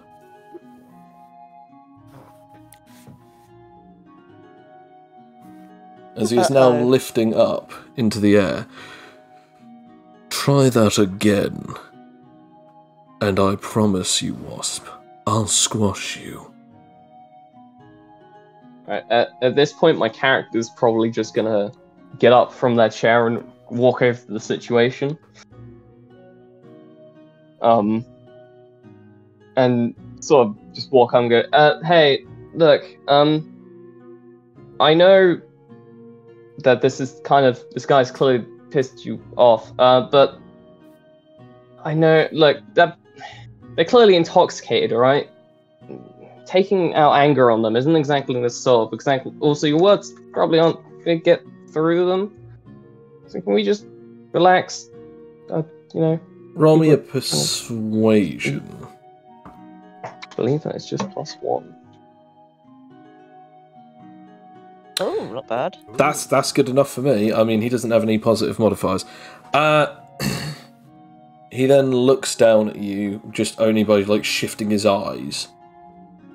And then he sort of just huffs, and then just sort of, like, lets her go. You drop about, like, 1-2 meters off the floor and, like, land on your butt. Kind of hurts, but not enough to do any actual, like, severe damage. I'll probably go over and help them up. I'll do Offer a hand. Yeah, I accept the hand, but I'm not taking my eyes off this guy. This guy has crossed the line, and I'm like, I'm not quite, gonna brawl drunk, but I'm like, I'll give you the dirtiest look drunk. Yeah. Like, you're on warning, mister. Kind of No. drunk. Perhaps any of you could tell me where he is. I told you, none of us know where he is. Look, I know that you think that you're pretty hot shit, but right now you're staring down the barrel of, what?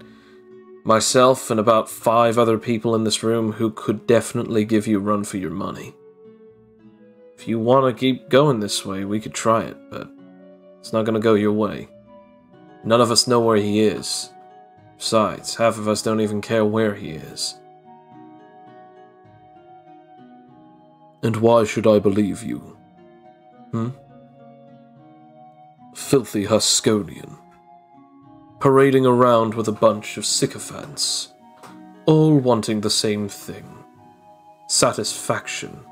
Hedonistic concepts. All of you. Do you have any idea why? Why and why? Time and time again people have done this. Parade their powers around like as if they are grand gods. It's because... If he's just gonna keep talking and not attack us, Adrian's going to partially begin going back to eating her dinner. Fair enough. It is because that people want to control the world. Matrata has the one and only law around power usage. Use it however you wish. Divine and decide your own destiny. Correspond yourself with whatever you want, but never use it to make yourself over others. We use this angel terminology not to make ourselves think that we are greater than others, but to keep ourselves reminded of why we do it, to protect and help those, and if we cannot, then we are not allowed to leave the city. Well, you're not Stilton doing took a very those... good job. Silence, Huskonian! I'm from Did just barge over- Gladrine. Did just barge to this table and attack one of my friends. You're friends with a Huskonian. Perhaps you should realize that they are an abomination upon humanity. Hey now. Adrian like gets up at that.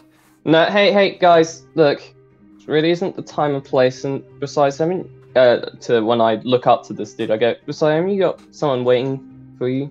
It's like sort of gestures at the table that you're sitting at. Look, we may not all get along, but we at least have dinner. Roll persuasion, but this time with disadvantage. Oh.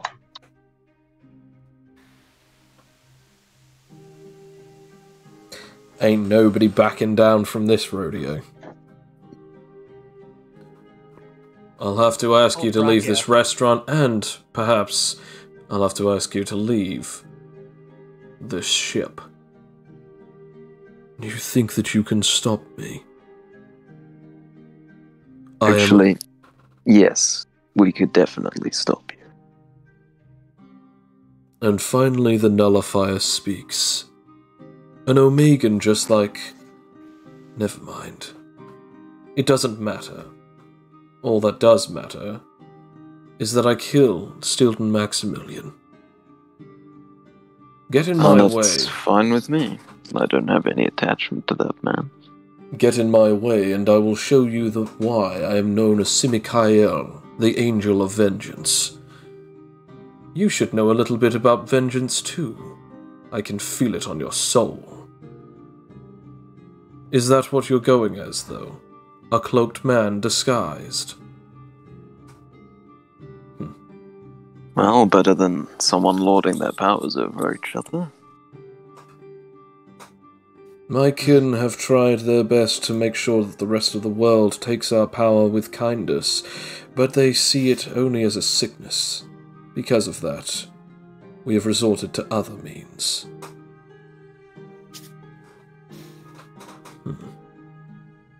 I'll spare your lives. You're not worth the trouble killing.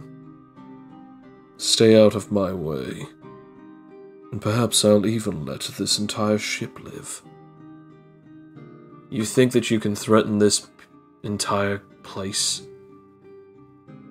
and get away with it? You think that we're just now gonna let you go back to your room, do whatever the hell you want for the next 2-3 days? You're lucky we don't execute you on the spot. You're lucky that you can't, because then I'd actually think of that as a threat. I do believe this angel needs his wings clipped. You're Anyone else welcome. want to join me? You're welcome to try.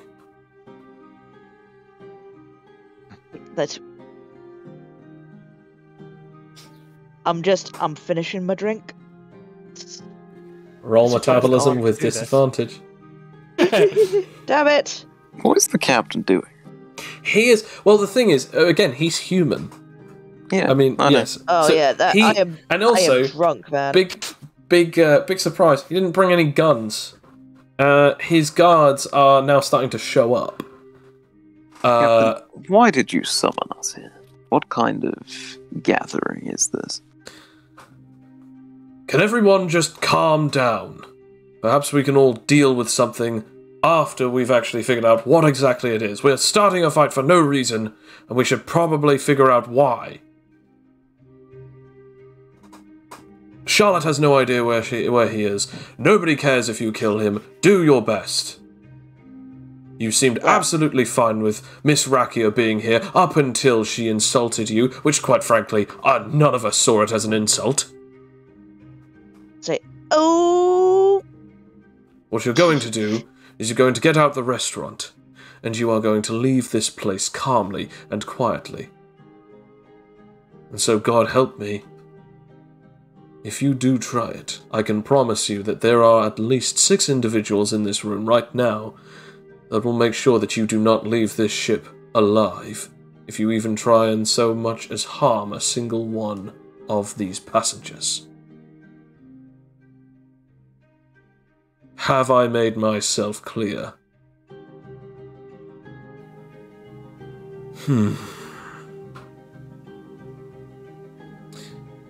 He then begins floating down until he is still hovering, but he is basically only just barely touching the carpeted floor.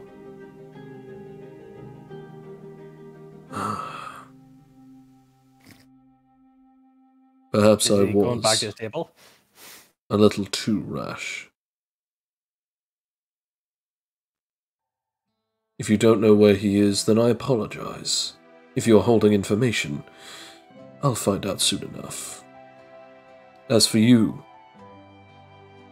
the cloaked one, perhaps we'll see each other soon enough. One as filled with vengeance as myself. We're bound to run into each other.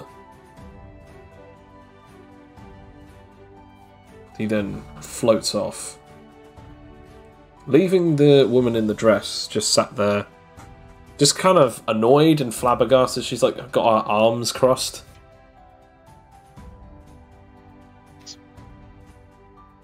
Oh, for this small moment of silence, I just go, "Oh, sorry for getting up while everyone's eating. It's quite rude."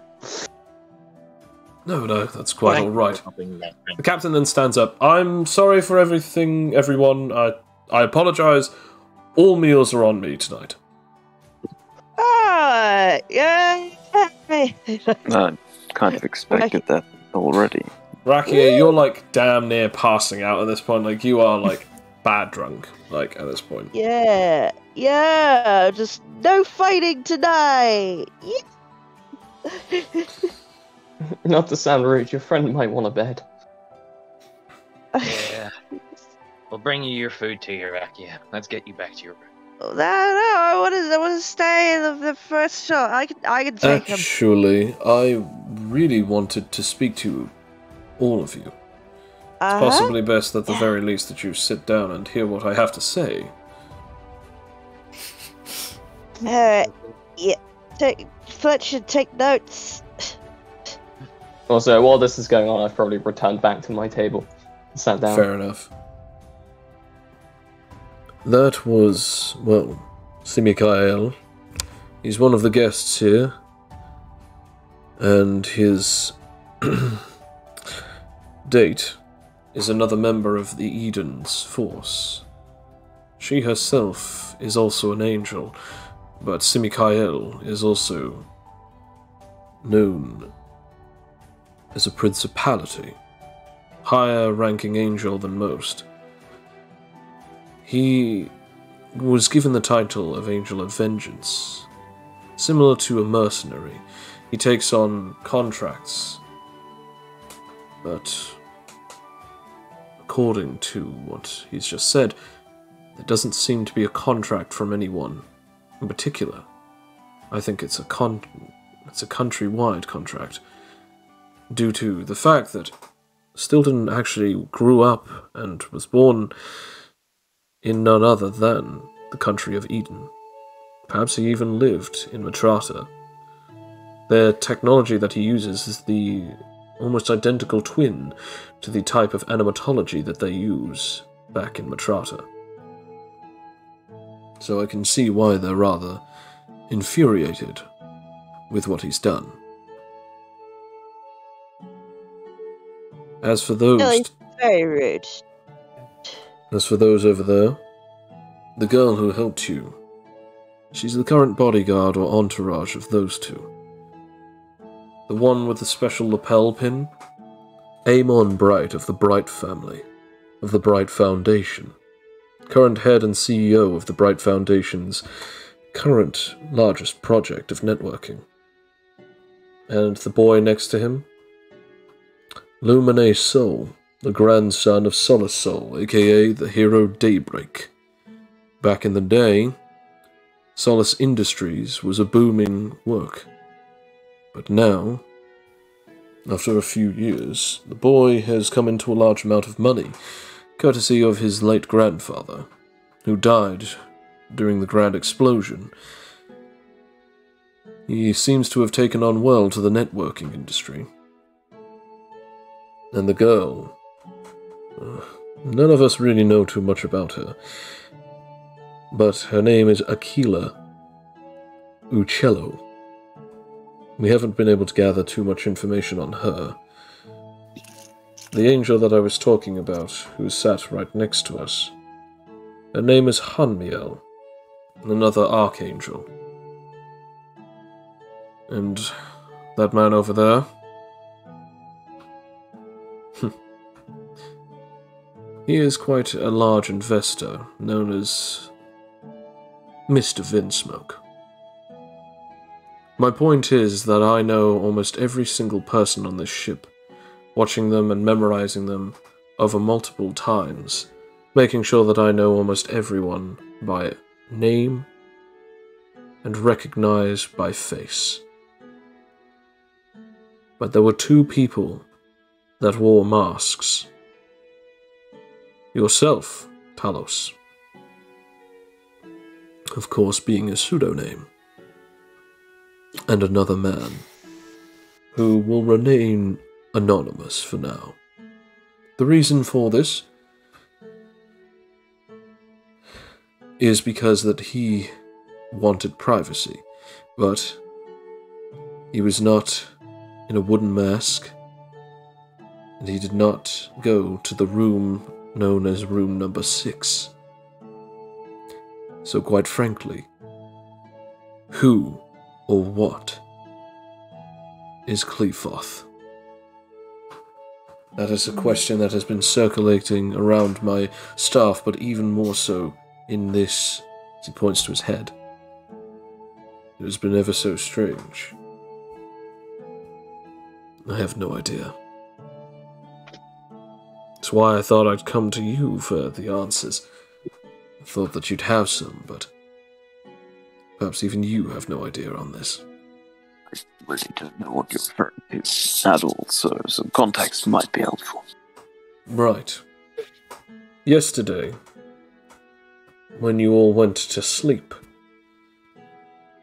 after waking up, these lot decided to go out and have a nice day adventuring around the ship, only to find, a few hours ago, they were attacked by some of my staff members, believing that they were in league with someone evil. However, Staff members are pretty quick to pull the trigger, aren't they? it was mostly because that they were in a location that they thought they were going to do something bad in. For instance, they thought that these two were actually acting suspicious, since they were bouncing around in a bouncy castle around a bunch of children. Just Rakia goes very red, and However, once questioned about this, it seems as though the person who informed them of this was none other than a man in a mask and a suit. After being questioned, and after these two went around the ship, they found out that they were stowed in room number 6. However, when they eventually followed the scent, following them all the way to the bookstore, no one was there except from the librarian, Lalia. She was then killed not long after, and a message was given to the two, stating that if they were to be followed any further, civilians wouldn't be the only ones to get hurt. So we now see this problem for what it is. We have no idea who this is, what they look like, or even what abilities they may possess. All we know is that they're incredibly tricky to deal with. they also smell funny.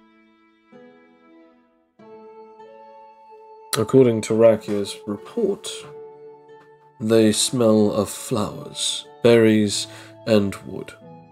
This could again be a strange diversion, or it could be something based on where they've come from, what their abilities might be, or even what kind of hobbies they have. Either way, we have no idea to tell what. I don't suppose you have a florist on board, do you? As a matter of fact, we don't. Most of the Well, flowers that's that you see around you are all fake. Oh. Well, that's one theory blown.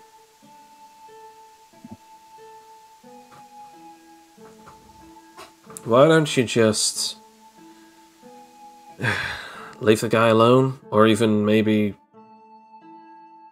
I don't know. Don't you have any kind of people with sensory type powers? Not with us, no. So that, of course, creates an issue. Well, it looks like you guys are screwed. Because it doesn't seem like he's coming after me. Thank you for your sympathy. Oh, you're welcome. It's not like I tried to get you guys out of that situation. We're very grateful for your help in this time. Something that is interesting to me. She starts looking at her, like, fork. I wonder... She lets the fork balance on her finger, and then it starts spinning around like a little compass needle. It then points directly at Amon Bright. It then flings off and darts right towards Amon.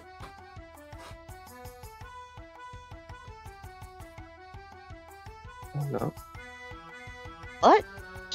So, the Sorcerer's Champion basically balanced a fork on the tip of her finger, spun around a little bit, and then pointed at him like as if it was a compass needle, and then flew off her finger at incredible speeds. Aquila, would you like to react to this? I assume I see this. Yes, you definitely do.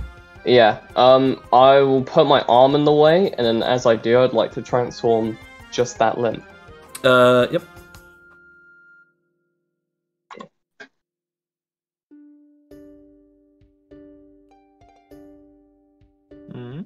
Is that enough to transform the limb? Yes, it is. Okay. As you do so, the fork immediately darts towards it.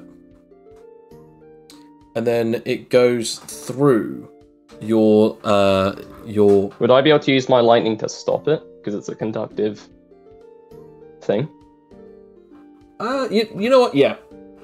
As it passes through this, everyone sees this as... Aquila sort of jumps out of her seat, and her arm suddenly extends, grows sort of like as electricity bursts out of her arm, as an entire massive, majestic-looking blue wing made out of lightning coats this guy in this suit. The fork stops and starts spinning erratically before it stops moving as it's pointing it upwards. And then all four of the forks start like bending and rotating until the entire thing looks blunt. Why? As I thought. Yeah, I thought we were over this. I was actually trying to see what his powers were. But yours are just as interesting. Attempting to fight for 5 minutes and just invade over. Oh, come on. Mr. Bright knows that if I wanted to fight him, I would have actually asked him, rather than just doing that little parlor trick. I de-transform my arm and take the fork. I take it to a member of staff, and I apologise for breaking the fork. The guy just looks really confused and is like, okay. We're just trying to have a nice time at this place. We not just make small talk and enjoy each other's company. Look specifically to Adriana. Yeah, also, Joe, is my... Sorry, I was just going to say, Joe, is that arm destroyed now on that suit? Yes, yeah, the entire suit, yeah. Like you now have like a sleeveless left arm on your thing. I didn't even pay for this suit. Oh man, Aquila! Damn it! Sorry. Listen, Mr. Bright, I think we've already overstayed our welcome. If a champion is looking at you like that, who knows what's going to happen next? He calmly looks round over at the girl. Perhaps if you have something that you would like, Miss... What is it? Jediris? Perhaps I can help you with it. But until then, perhaps it's best that you back off. You wouldn't want to get hurt now, would you? Just as I expected. She then stands to her feet, walks over to him very slowly, places her arm on his shoulder. You're a lot stronger than you actually look. That's funny, because you're a lot weaker than people say. Oh. You know, I could kill you very quickly right now. And you know that you can't.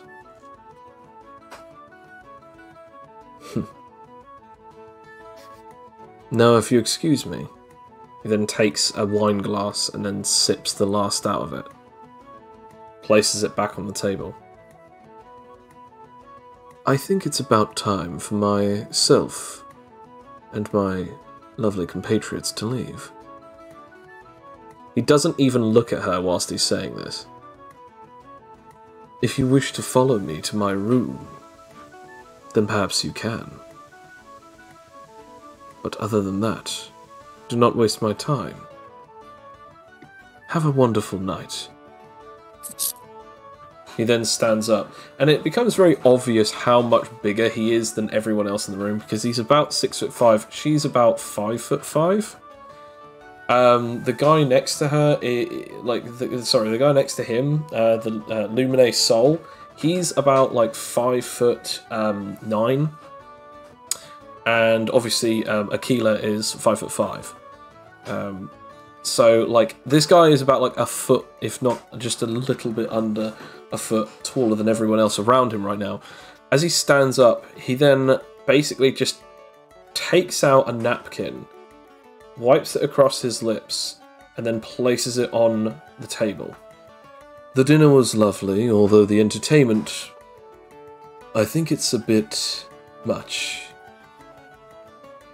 Now, he looks down. If you would be ever so kind as to get your foot off of mine. Oh. Of course. She takes 2 steps back. He then removes himself from the area of the chair, slides it back under into the table. The other boy eventually gets up and does the same. He looks over. Alright, so everything's cool, yeah? We can get going now. Right? Mr. Bright? Right? Yes. Have a wonderful dinner. I think this is going to be an interesting cruise. As he takes his leave and walks away. You feel... She'll quickly put the cutlery like in the cross pan on her plate before she leaves. Fair enough. As you're sort of about to leave, you then hear, "You, bird girl." It's like sort of turn around and look. If you ever think that you want to leave those two, I'd be interested in seeing exactly what your potential is. Thanks. I'll take some thought into it. So catch up to the other two, and then you can kind of hear me whispering to Lumina, "Hey, I don't owe you for the sleeve, do I? It wasn't blood transfused." It's all good. It's all good. It's like all three of them walk out. Must you do that? What? Antagonistic's in my nature. To be honest, that bright guy, I can feel it. They're connected in some way. Our powers are similar. I don't know why, I've always had a second sense about that. The weird thing is, though, I didn't get a single ounce from the other one. It's almost like as if there's something else about him. On the other hand, the girl, I almost knew almost immediately. Although I was actually pretty damn surprised. A lightning bird? What the heck is that? There's nice, isn't it? Anyway. Trying to make small talk to get off of instantly making combat with everyone around us. Yeah. Okay, well, we're going to actually sit down and have a relaxed dinner now because we've been fighting pretty hard for the last while. So, thankfully you guys did get through most of your meal without it just being trashed by, like, gusts of wind and elements, like, flying everywhere from that guy's wings. You eat as much as you can of what's left, before, obviously, stuff is starting to, like, being taken away. The captain basically says, I do thank you for all that you've done. If you ever need anything, please hesitate as much as you can to ask.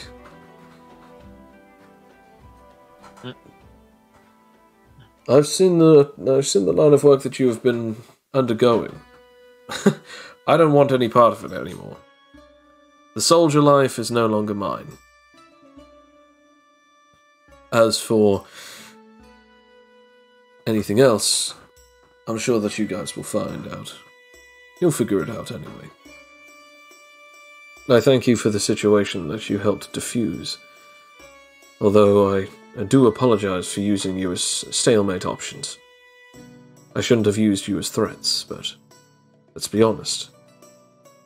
You are pretty darn capable. Not to... Oh, thank you. You should probably try to sober her up. I want to go dancing. Oh no. Well, if any of you wish to continue drinking, I'm going to stay here for a little bit longer and have a few more. After all, what's a good night for if you can't have a couple of drinks? Yeah. You then just hear the Charlotte just say, "It's a weekday." Well, maybe for you it is. You're still working. I wonder about that. Well, I'm getting out of here. Everything that I thought was going to be interesting turned out to be boring. Actually, I've got a question for you. Yeah. It's a pretty good one now that I think about it. Why the hell are you guys going off to the land of the sunken moon anyway? Told you why, didn't we? The captain even looks at her like they explained themselves. Huh? Yes, they're going to fight some monster and go around the world fighting monsters. Yeah. Picking up points, gonna win the thing. No, I guess it just turns out I don't listen to you guys. Bye! She just walks out. Adria's just going to look to Adriana and like, sorry that every time we try to have something fun, something like this happens. Oh, it's definitely tense. All the champions like this. Just since I've got this band. It's not so bad. Oh, but I thought we're going to sit at a table and have dinner and, have fun. I didn't. I'm having fun. We can have call fun. this fun. Oh, I'm enjoying the meal. Perhaps we should think about the meal rather than the interesting dilemmas that have been coming up because of the meal. I mean, Does she look like she's enjoying the meal? she Enjoying looks like herself? she enjoyed the food and enjoyed being around everyone. She didn't enjoy, obviously, being in this tense moment of, oh my god, is someone going to get killed? Is Raki going to die? I mean, Raki's never going to die. No. There's not to that guy. Especially not since the immortal drink is within me. I'm going to be fine. Exactly. 1 free revive. Well, I'm going to go get some drinks. Perhaps we can talk about this in a minute. Unless if any of you need to get going, if you need to do anything. I think I'll go dance and eat some food. Someone should probably go and get Rakia to her, room. Yeah. So, there's that guy with the shorts. I'll be back with some drinks. Does anyone want anything? I'll Rakia puts her arm up saying, "Number 1, please." He rolls his eyes and then just looks over at anyone else if anyone else wants it. Oh, then her strawberry Right. daiquiri. You're no Sure. fun. Sorry, Cloak, did you want something as well? I'm fine for now. Okay. And I'm assuming Fletcher is staying sober? Yep, just another cola for Fletcher. Adriana and Adrian will have the same, and obviously you'll have the same. Rakia, so he goes off as like you guys are practically left alone when the woman gets up, very much not in the best moods. As she's left alone as this angel guy just like walked out, well, floated out, and just. It kind of looks like stiffed her with the bill, but obviously because the captain said everyone has like free, like she seems annoyed, but just okay enough to just walk out without storming out. Okay. We'll ignore her. Yeah. Yeah, she's not part of the group. Unless she tries to attack us, at that point we'll stop ignoring her. Suddenly, perception. No, no, she leaves. A few other people start leaving because obviously the tone has suddenly very oddly shifted. There's very few people left. The captain's gone off to get a drink. And as you're doing so, does anyone say anything to anyone else? Oh, I do. Urakia is, just fast and loose. You're just gonna say, "Cloak, my good man. You. What is it? I have a present for you in my room, which I will get after the lovely meal. Remind me." Okay. Alright. Also, you need to train with us tomorrow. No excuses. I'm fine training by myself. Stop being so antisocial. You're so antisocial. Is it because you're shy? It's okay if you're shy. But we're your friends, so we like to train with you.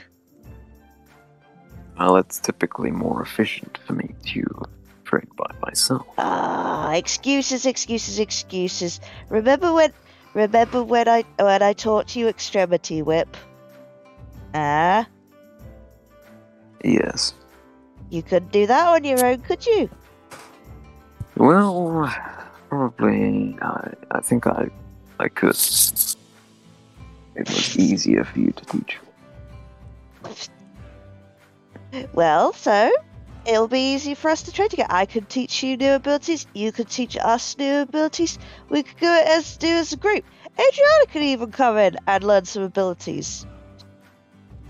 To be fair, I do want to try sparring with you again. We never did get to do that when we first arrived. Mm-hmm. If you're still okay with that.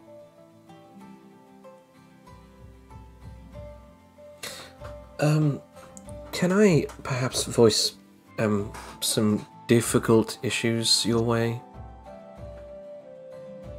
Are we just going to forget about this whole Cleafarth thing? I mean, they literally framed you guys for murder, and they framed you to get attacked. Well, It didn't really go the way they wanted it to. At no point did they think we were the ones who did it. But you guys weren't making enemies while I wasn't keeping my eye on you. No, enemies are making us. Funnily enough, we actually didn't. A couple of people tried to antagonize us the other day. Well, I say the other day, earlier today, and well, we've done very well. I mean, I diffused the situation with a Spider-Man. Well, man yeah, you did. Yeah, you did. You diffused him. Rakia seemed to have made a lovely friend named Bruce. Ah, Bruce. Where is he? I thought he was coming with us. Let's be honest, sister, there's no way he could afford this place. And finally, there was, well, the situation with the two people who attempted to attack our friends. They only acted in defense and solved the whole thing without resorting to too much violence. Neither of them were too badly hurt, and they were able to continue with the rest of their day.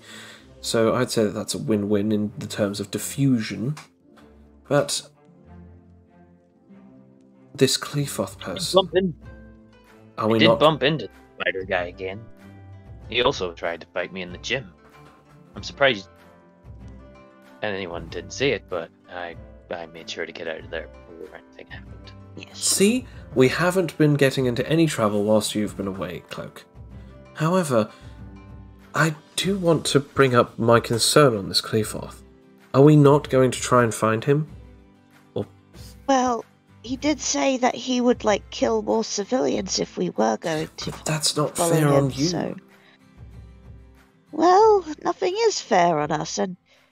Well, to be honest... I don't really want to... I don't mind if I get attacked. I can handle myself.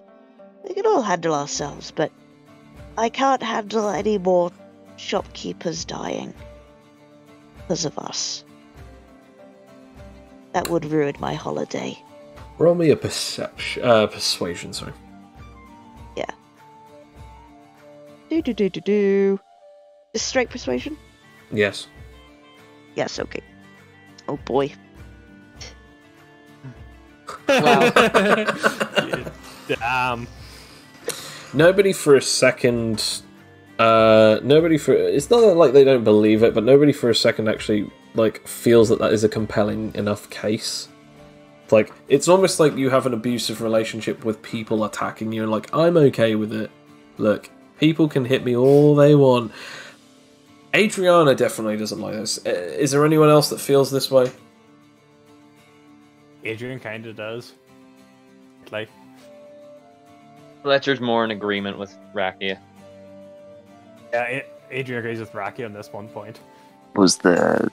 Hang on, how did you get any information about this person? Oh, yes. I just did I? I didn't show Cloak the video on my arm, did I? No.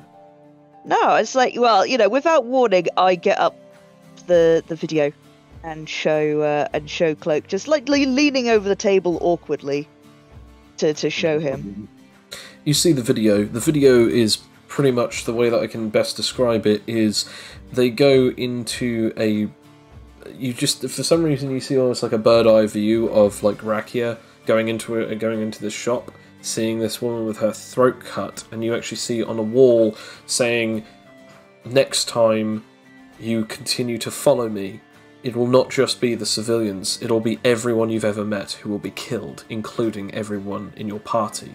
Signed, Cleafarth." Then, after Fletcher phases this dying woman through the floor, using his face swimming, a knife comes out of a book-cased wall into Rakia's shoulder. Rakia attempts to remove it. It then, after a blood spray, flies out of her hand as she... It pretty much looks like she throws it into the wall, and the wall afterwards then swallows it back up, and the wall is perfectly fine again. Now, I didn't actually throw that. It just sort of moved on its own. I wonder if they have some kind of telekinetic ability, or there's something with the knife. Hang on, so the message was directed towards you, Rakia, or I guess me and Fletcher? or did you just happen to walk into something meant for someone else? Oh, no. It happened immediately after us. And, we were following Clevehoff. I wanted to find out who it was who was slandering us, and I thought that they were just, being rude and horrible, but, they're actually really Wait, so you actually bad. know what they look like already? Not exactly. I know what they smell like. That's how I tracked them down, and we had descriptions of what they look like, but we've not actually seen them. I wish I could transfer smells to you so you know what it smells like. Right. Fine. I'm just saying, this person is bad, and we should not be allowing this person to do these things. Well, Adrian. yeah, but what can we do? Find him. Bring him to justice for what he's done. That would be doing exactly what he said he didn't want to do. That would be purposely antagonizing him and putting everyone on the ship in danger. So what, he gets to kill people for no reason? I don't like it either. But we lost a friend in that bookstore. And So what do you think that she would want? Huh? What do you think that she would want? For you to just let the person who killed her get away with it? I think she would have wanted to be able to read her books in peace. Yes, well she can't. And now he's going to get away with this, continuing to slaughter whoever else gets in his way. And yet you're absolutely fine with that. We have nothing to go off other than a name and a vague description. Unless somehow you have a clue or something that we can use to, locate him. We're literally just going to be doing the same thing we did when we first tried to find him. Following scent trails. And I don't want anyone else to get hurt. I mean, I don't know what to do. This isn't practical to go after them now. I tell you what we do. We stick up together. There is 5 of us. Hell, there's 6 of us when Felix is here. There is enough of us to be able to take this thing on, heads on together. Sister, there are only 2 of us left. But back when we were a hive, we could have taken on the world if we knew that it was coming for us. You know that that's true. We'll be in danger. I don't want that to happen. Who's going to be in danger? Guys,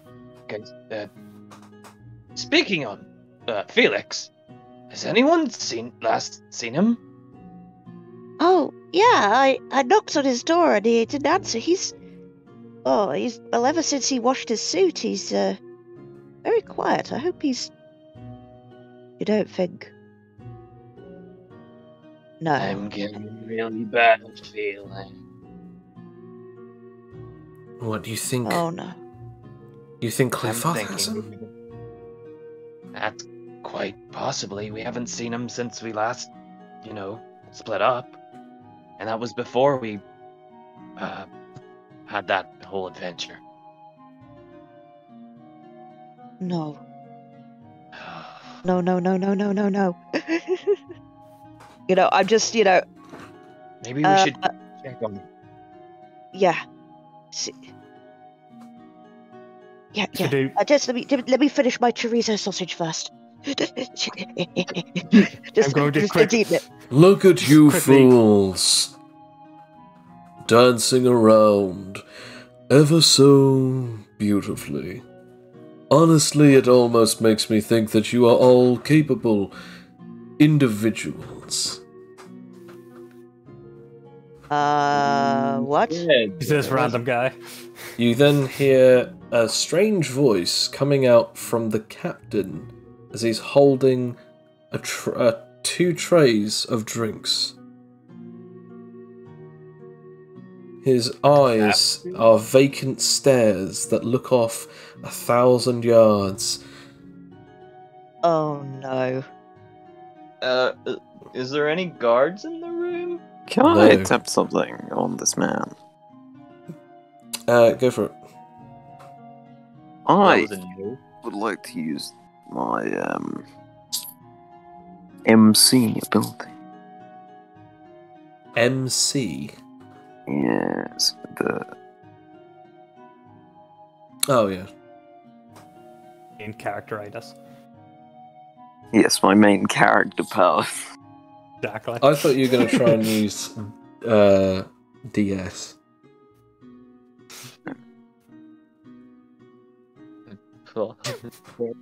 I mean, I don't even know what MC would do in this situation because I'm. It's like the triad, you know. You've got main character, powers, plot armor.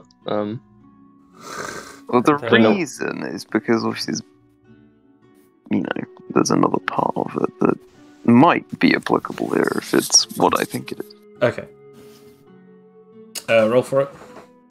Whatever the roll is. Okay. So, is there any particular effect that you think it'd have? Well, there is the denial part. Okay. It does not seem to work. So, do you touch him? I do touch him, so there's also that. Okay. I have to now check something.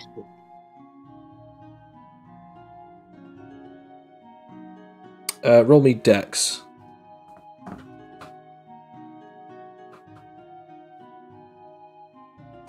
Uh-oh. As you touch him, his hand drops the drops the tray, and it immediately grabs and twists your arm. As you did activate something, but it didn't seem to work in the way that you thought it would. Really? Trying to affect the mind of this particular individual? Problem is, whatever you tried to do only affects the awake mind. Even if they're not completely aware of it, you can't unbind something that's currently being controlled. If the thing that you're trying to unbind is unconscious. You're lucky that he's not dead. That would have been even more useless. I've actually come here to tell you something very interesting. Cleave-off? Ah, so the penny finally drops. Thank you for giving my knife back, by the way. I was a little knife sick. What do you want? I want you Why to did- stop digging. Because if you continue, things are going to get very bad for you very fast. But on top of that, I want this little queenette to know exactly where she stands. Right at the bottom of the pit of despair. Poor little Queenie girl, the heiress to an entire kingdom burned to the ground by the flames of a green madman. You don't even know who your real people are. They're no one. The Crawford family were a bastardized people, and they were never Why don't truly you- anything. Why don't you say his words to our face? Than talking to someone else. Oh, please. Around your nullifier. Coward. I know that you'd attempt to kill me the second that I show my face, so it's possibly best that we do this in the light of this. I've Words of been a coward. researching. All of you. Cowardice and strategy are two different things. Like, for instance, the fact that you already knew everything that I can do. Right here, right now, if I were to use any of my abilities, surely you could just destroy this entire ship with your beautiful structure abilities. But you won't do that, because you can't swim. Oh, because I'm not a coward who hurts other people for no reason and kills others. You're not going to get to me. No. The man with no family, yet he still judges others. Interesting. You're the person that I found the least about. It's quite fascinating, really. And the poor girl destined to have no family, even though she seeks so desperately for the ones that abandoned her all those years ago. How is that family in Glandrine doing now? You know, the ones that you terrorized. What? I know more than any of you are even willing to understand, just like this beautiful little nullifier here. Do you actually know that the truth about this boy is more than you can possibly imagine? Claims that his name is Talos. Perhaps there's a deeper, darker reason for that.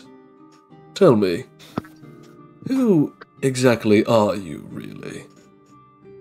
Perhaps we'll find out in the land of Sunken Moon. Or perhaps we should have found out. In Iris City, perhaps? Well, we're headed to the land of the Sunken Moon now. Perhaps you're running away from darker, much more dangerous memories. Or maybe I'm just running towards them in a roundabout way. Whatever you wish to think of yourself as.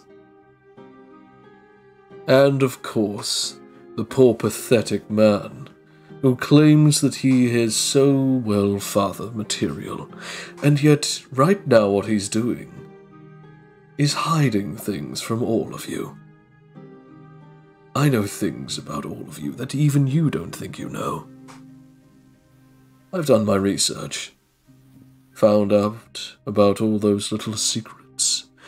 My ears are in the walls, and I know of everything. It's like a poison. I named myself this for a good reason. Now, I'll bid you fair do. Be thankful that I'm not killing the captain. After all, an unconscious mind is much easier to tear through.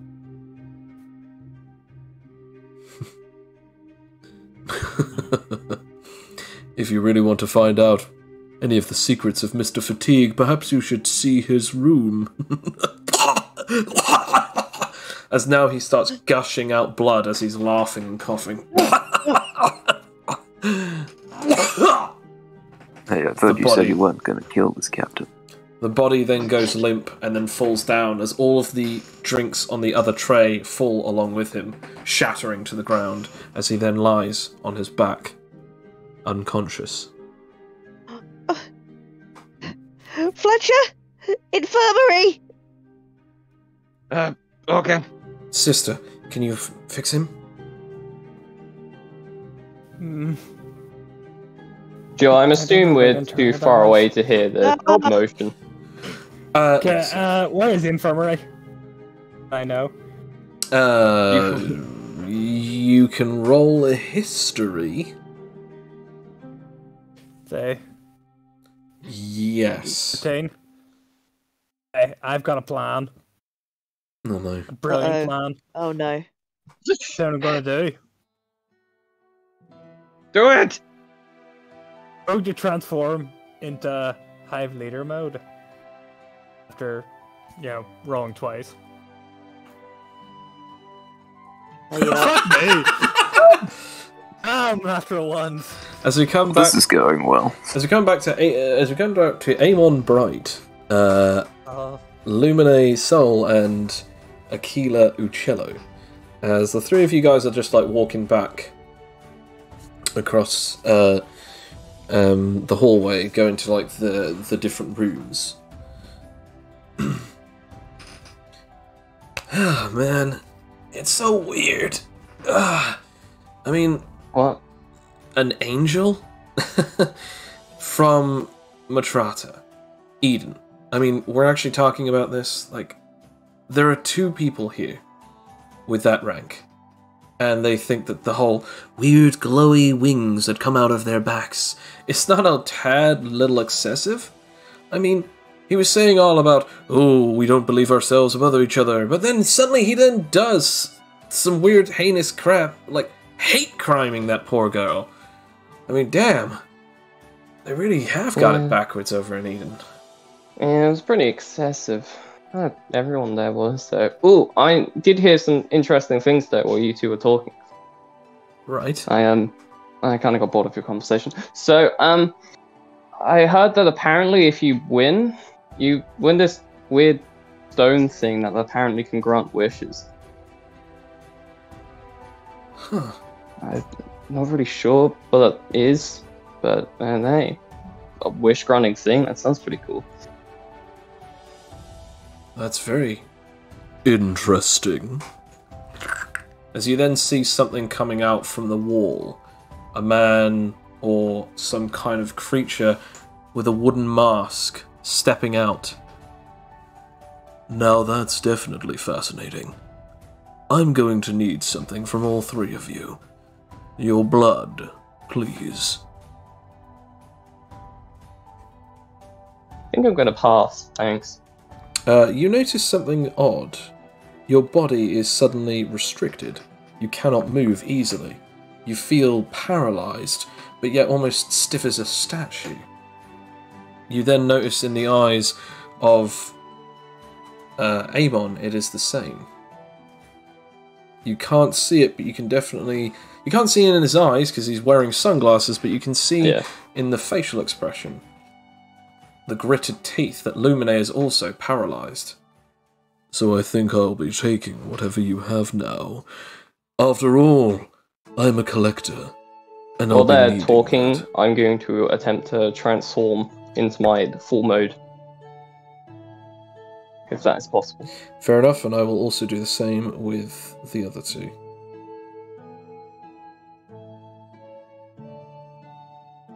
Yeah, because surprisingly, unless it's a roll contestant. It's a roll contestant.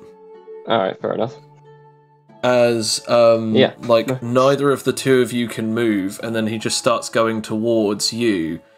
And it seems as though he's actually trying to go towards your face, as you see a wooden hand start sharpening fingernails, as it's like, this will only hurt for a second. Well, that's after you die. Then you won't feel anything ever. And then suddenly you just see him slam into the wall as a great big fist of light just juts into this guy's middle section. As he then just gets slammed against the wall as it starts cracking all the way around it, shattering like the door frames in between. As you then just see Lumine is like, oh, you didn't see that coming! You 2 okay? Yeah, thanks. You idiot. The 3 of us are a little bit different of the same stock, if you know what we're talking about. So really, you thought that was going to work? No. That's why I had a backup plan. This will do just nicely. What are you... Uh-oh. Uh-oh. He then backs off as his largened hand of light suddenly starts being seen to be sucked away into his body. I had to come prepared.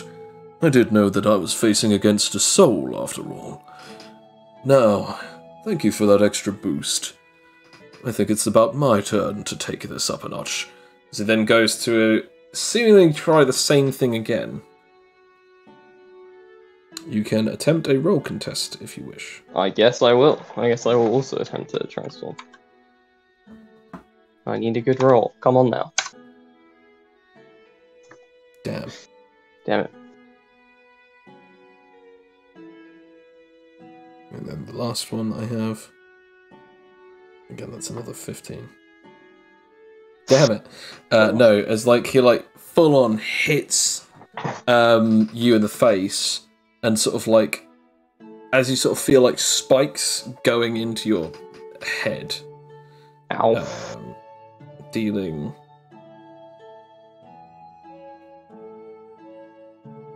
what's that? 2D plus 10. Dealing 10 damage. Ow. As it stabs you, you suddenly feel blood trickle down his fist, as it then just sort of like slams you into like the railing as well. Whilst this is going on, everyone in the restaurant roll me perception. Oh, good boy.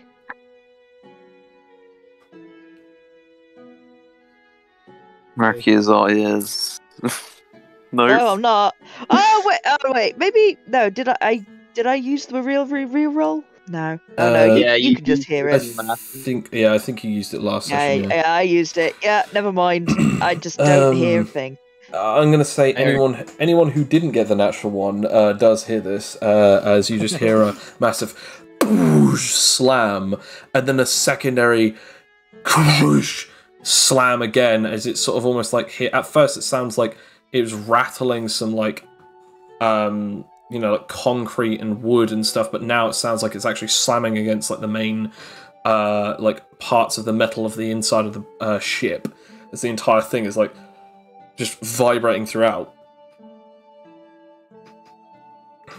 Okay, that didn't sound too good. Sounds like maybe we should go up there. It sounds What do we like... do about the captain? Wait, sister. The two of us should stay here. If you struggle with this, at least I might be able to give you a hand and you can fix him. If he's not dead just yet, we could be able to save his throat. However, the other three, you should go. Mm-hmm. See, don't have to tell me twice. I'm just gonna pull Fletcher. On Rakia, drunken Rakia, I believe in you. So the three of you head off, yeah? Yep. Or the drunken fist. Okay. We'll Ready. attempt to do healing. Do the healing! Yes! I Unleash! destroy his throat! Utterly, completely. Are you going to use Are you a ready for the rewind? miracle? His head explodes outwards as I touch him. Are you going to use a rewind by any chance? Or are you going to try and roll it? You should have. If it did. Do you have my rewind reconstructions?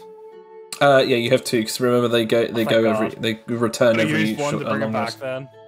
Yep, okay. His throat just basically just disintegrates, and then, well, like, just like pulverized, that just paste, and then, as then you then just don't see him move or breathe. He comes back to life, that was my thing, though. Right? It's like, that should have worked.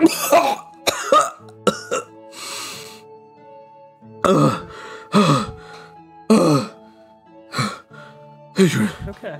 Adriana. What happened? What happened? As then we come to you guys. You guys are sort of running across the hallways, just trying to get to wherever this was. As it is now your turn, Aquila. Alright, cool. Once again, I will try and fully transform. Once again, I shall attempt this. Please, for all sake. 20. Yep, Yes! that's enough. As how do you want to do this? As from the wound, lightning starts sparking, as suddenly my entire form changes. As now their fist is now in the chest of this giant bird. No. As I will then, I'm gonna also, just to state, my lightning at the minute is set to passive hurt, like damage right now. Okay.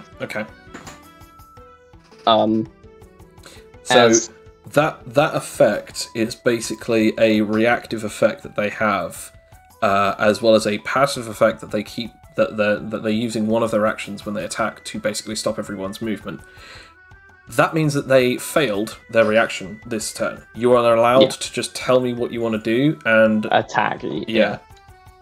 Alright, in that case then, I'm going to wrap my wings around them so they are stuck inside of me, as I'm just going to keep them electrified and stuck. Okay. I Should I roll lightning damage? I guess, yeah, just roll the lightning damage, and since it's also you're touching them, Would I be able to try and roll to see if I can activate my pure technique? Yeah, you know what? Yeah. Okay.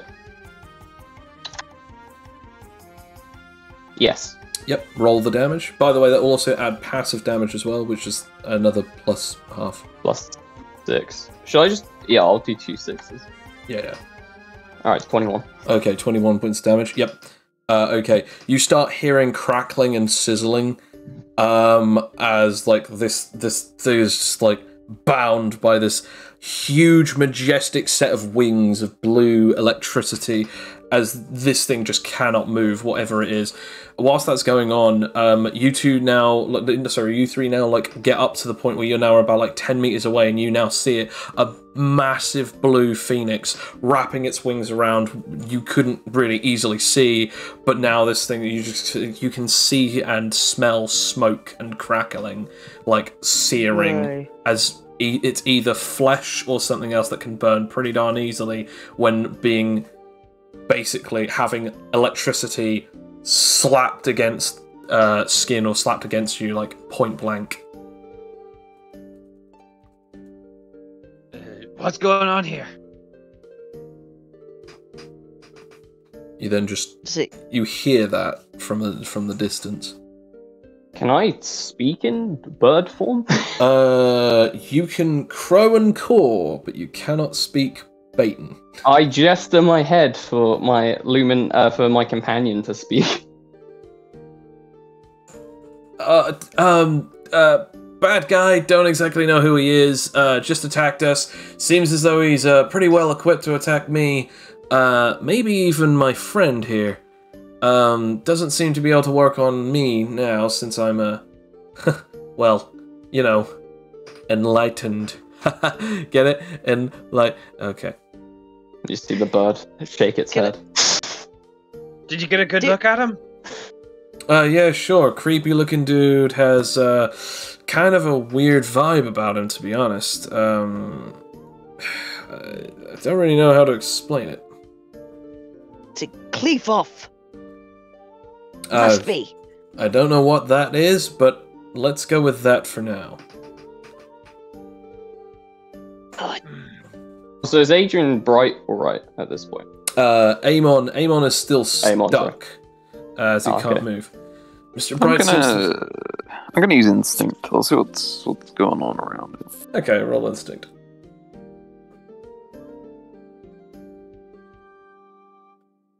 Those two are just on the edge of your... Actually, no. Those two are just on the edge of your 10 meters. You can sense them.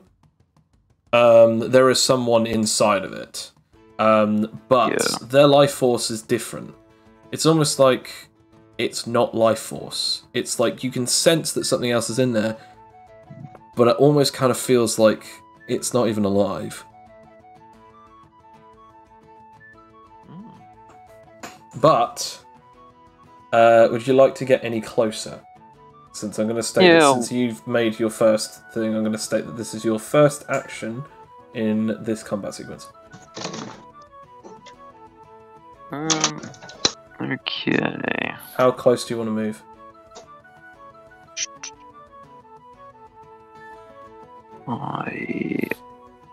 His instinct will last for the next minute. Slash the next till the next rotation will come back.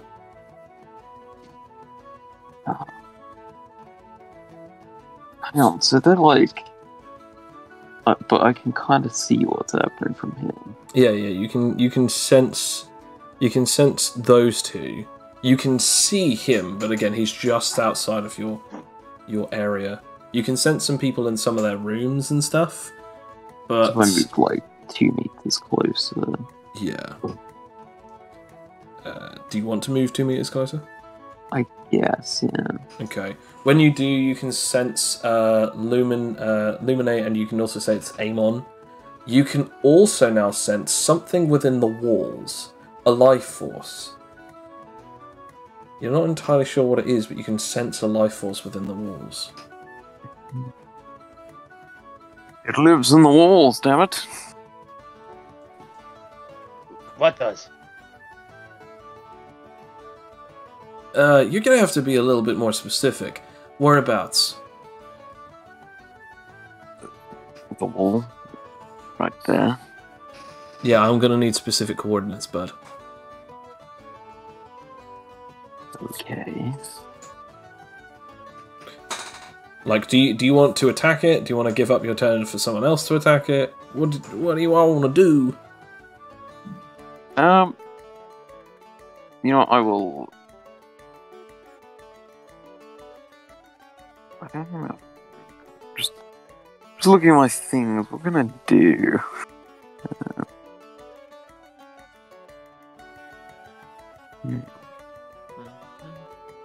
So I don't think your new thing can do... The area of effect thing that you can do, I don't think it goes through objects. Which means that it wouldn't work on something in a wall.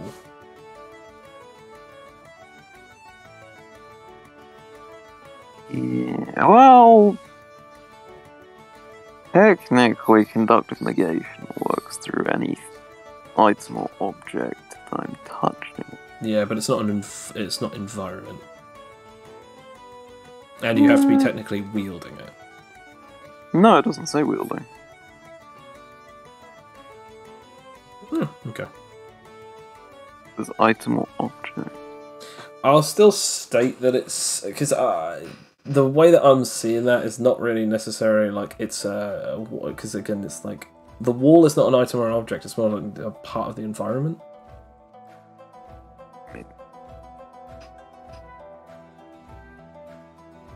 I guess.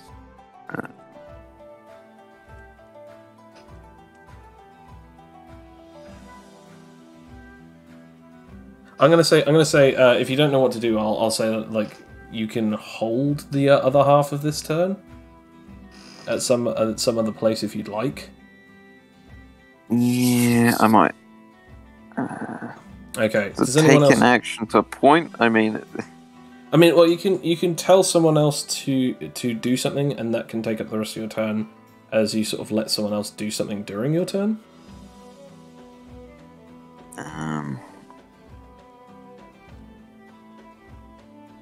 Yeah, fine. I will tell them where this energy is, basically. Okay. You point at roughly where the area is, where like you can sense this. I'm gonna say, who else wants to go next? Fletcher or Arakia? Okay. So Cloak has pointed at a wall. Yep. Correct? Yep.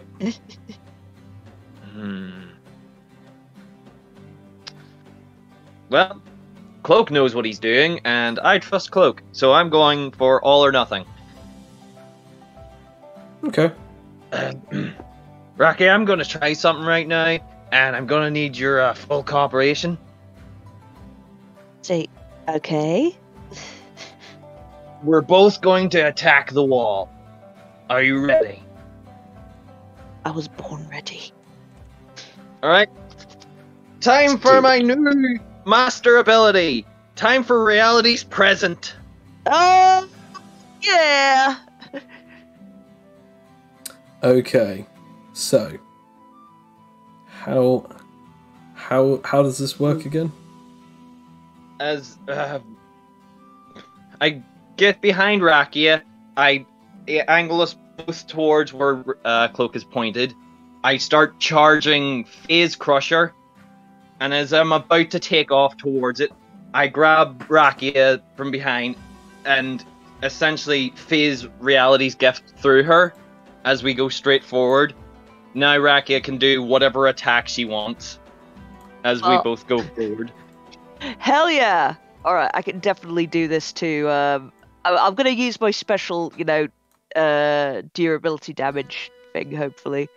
Okay. Razor swipe. Let us hope. Okay, here we go. Also, all attacks that Rakia makes now are now infused with spatial. Nice. Okay, so roll for it. Okay, 16. Here we go. Oh, that's just enough! Yep, that both beats it. As you phase right into this wall, how would you like to do this, guys? I would say, what does Rakia do first? Well, I am doing my razor swipe technique, which does 1.5 regular damage plus ×2 durability damage, which is, with my super dex, is 4 times durability damage. Jeez. Just so you know. So yeah, I'm basically doing that as you go on to me. It's just... Roll the damage, and if durability ever comes up in this situation, I'll let you know. But yeah, just roll the damage. Oh boy, here we go. Are you ready for a miracle? And then I guess roll your spatial damage. Mm-hmm. Yep. Which is, I think, isn't it 2d8s? 2d8s. Oh no, that's not it. Sorry, my bad. D510! I was like, what? Insta-kill! So I do 14, and Rakia does... Sorry, that's my bad. That's my bad. I'm sorry. You need to hold back a bit, Rakia. The Sorry game about that. Yeah. I did that bad. Never mind. Forget that roll. Sorry about that. You just destroyed the entire boat in one attack. Sorry, that's my bad. I put the 5 the wrong way. Sorry. Wait, that's better.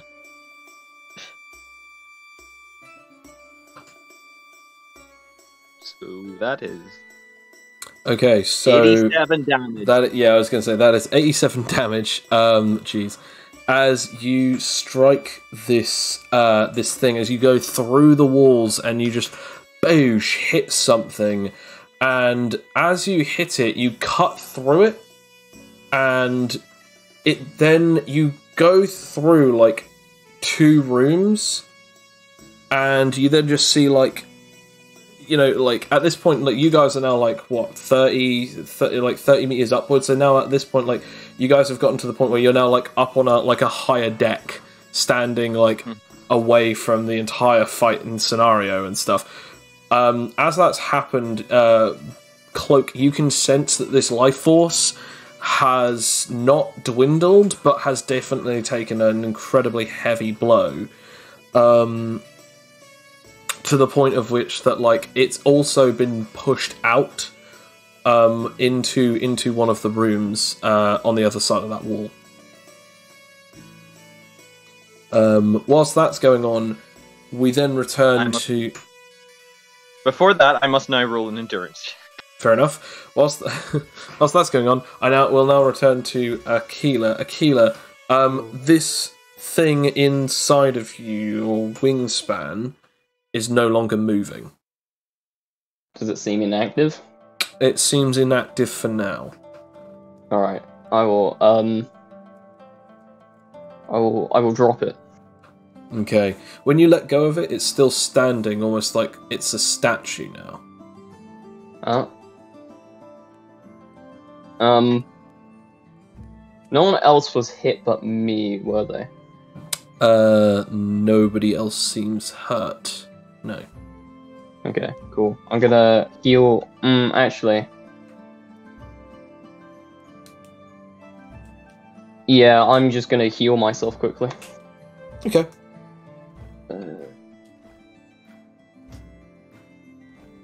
It still works, just not what I wanted.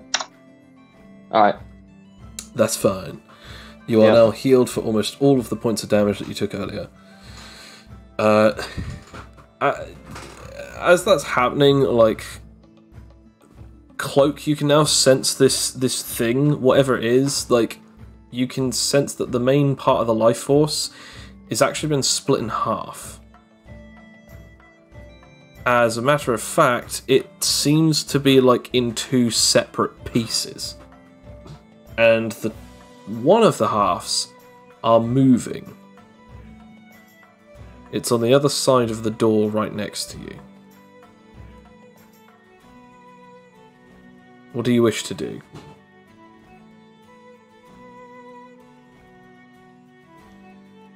Cloak? I'm thinking. This requires precision. Oh no! This was the endurance. Well, for 15. oh, It's a 15 requirement, so yeah. So I'm not sure I can do as a. Because this is a reaction.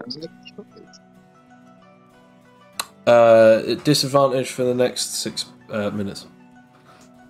Oof. No, it's your turn, Bill. Okay, it's actually my turn. Yeah, it's your turn, so you can go through that door if you want. Okay. I mean. Well, I might as well try and activate Wrath of Man first. Fair enough. No, it does not want to activate the booze. You're not feeling wrathful enough. Yeah, I'm feeling pretty down. So what else do you want to do? Got one last action left.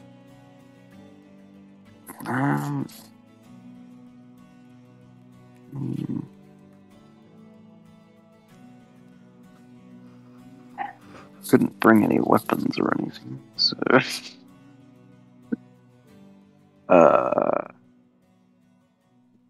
Chain.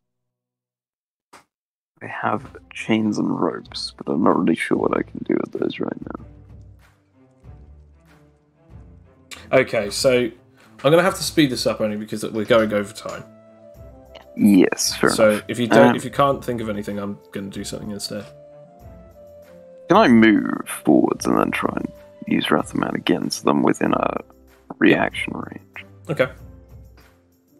You can move up to the door, pretty much Okay. on the other side of the door.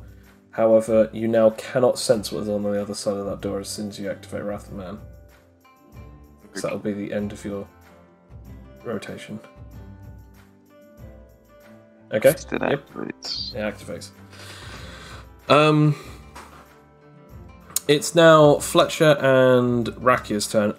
Fletcher, you are feeling exhausted. You can either use the rest of this turn to roll an endurance. If you succeed, you get out of this 6-minute timer. If you fail, you just lose another turn. Or you could attempt to use intangibility, but you'll be rolling disadvantage.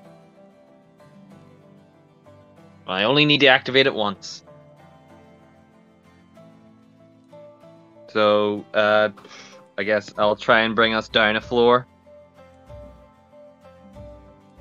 Okay.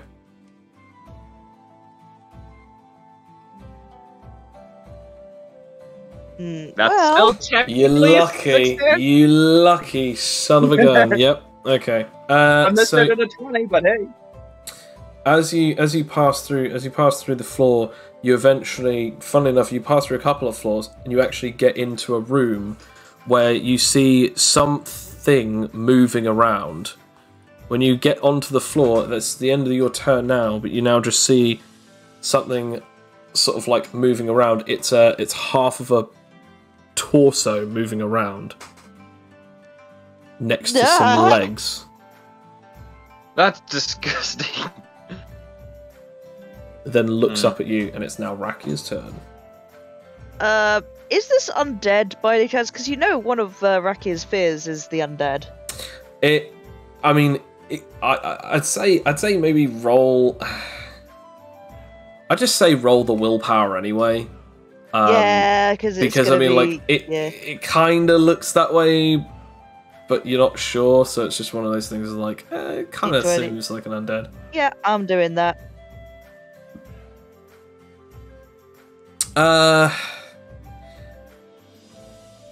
It's freaky, but you seem to be calm enough.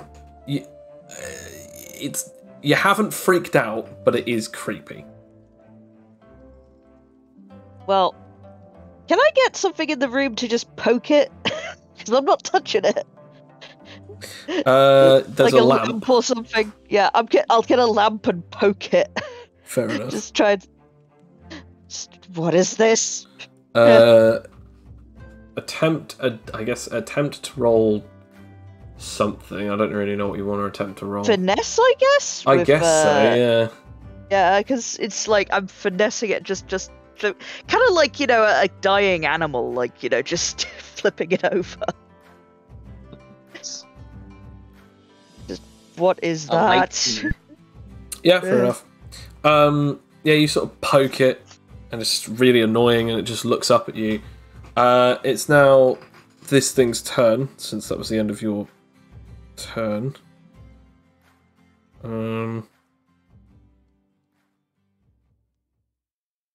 Okay. This thing looks at you and then jumps as it then lands on what seem to be now stood up legs as it starts reforming its like part where it like seems to have like a cross section where it got sliced in half. As what's really weird is that its midsection looks to be like as if it's made out of some kind of wooden material, as it then fixes itself and roots itself back together. It then also seems to do the same with the suit. Quaithoth. What's the matter? You now finally get to see me. And, might I say, we're all looking incredibly different. As you see the creature you see before you. Oh! I know who it is! I fucking knew it! See, called it! Called it! Now, Absolutely. now that you have defiled my beautiful body, and you've also gotten in my way of my plans to take the annoying soul boy's abilities, on top of taking Amon's blood, I guess I have no other choice but to leave this location. Don't worry, I'll be around. But I guess we just won't be seeing each other anytime soon. Oh, I guess I'll leave you one last present. As I said, Felix's room. Check it out. He walks back 2 steps. He then melts into the wall. And as he's doing so, he's starting to slip up the wall and eventually disappears into the wall. The last thing being the mask as it sort of melts in, like as if it's like being sunken into water.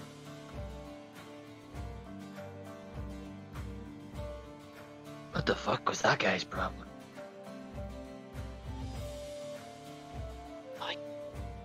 God. See, Felix! And I'm just like running out.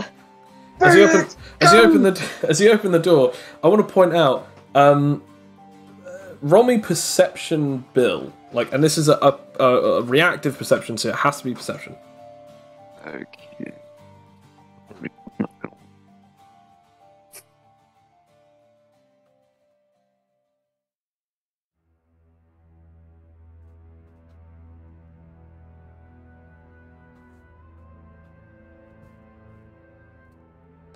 Perception.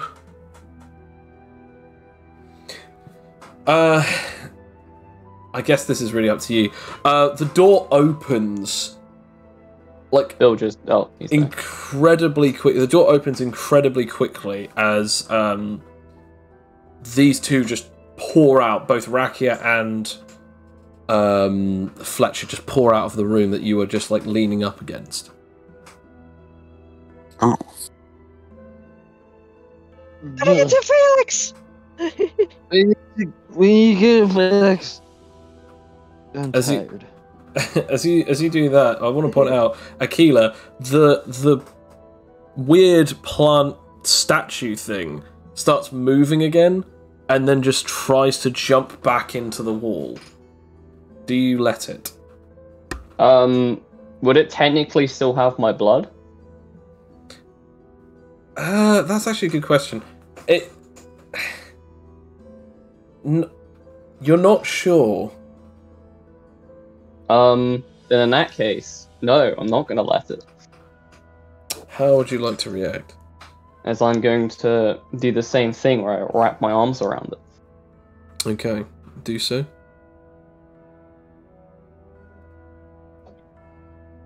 Got a 23. Oh! Oh yeah. Okay, so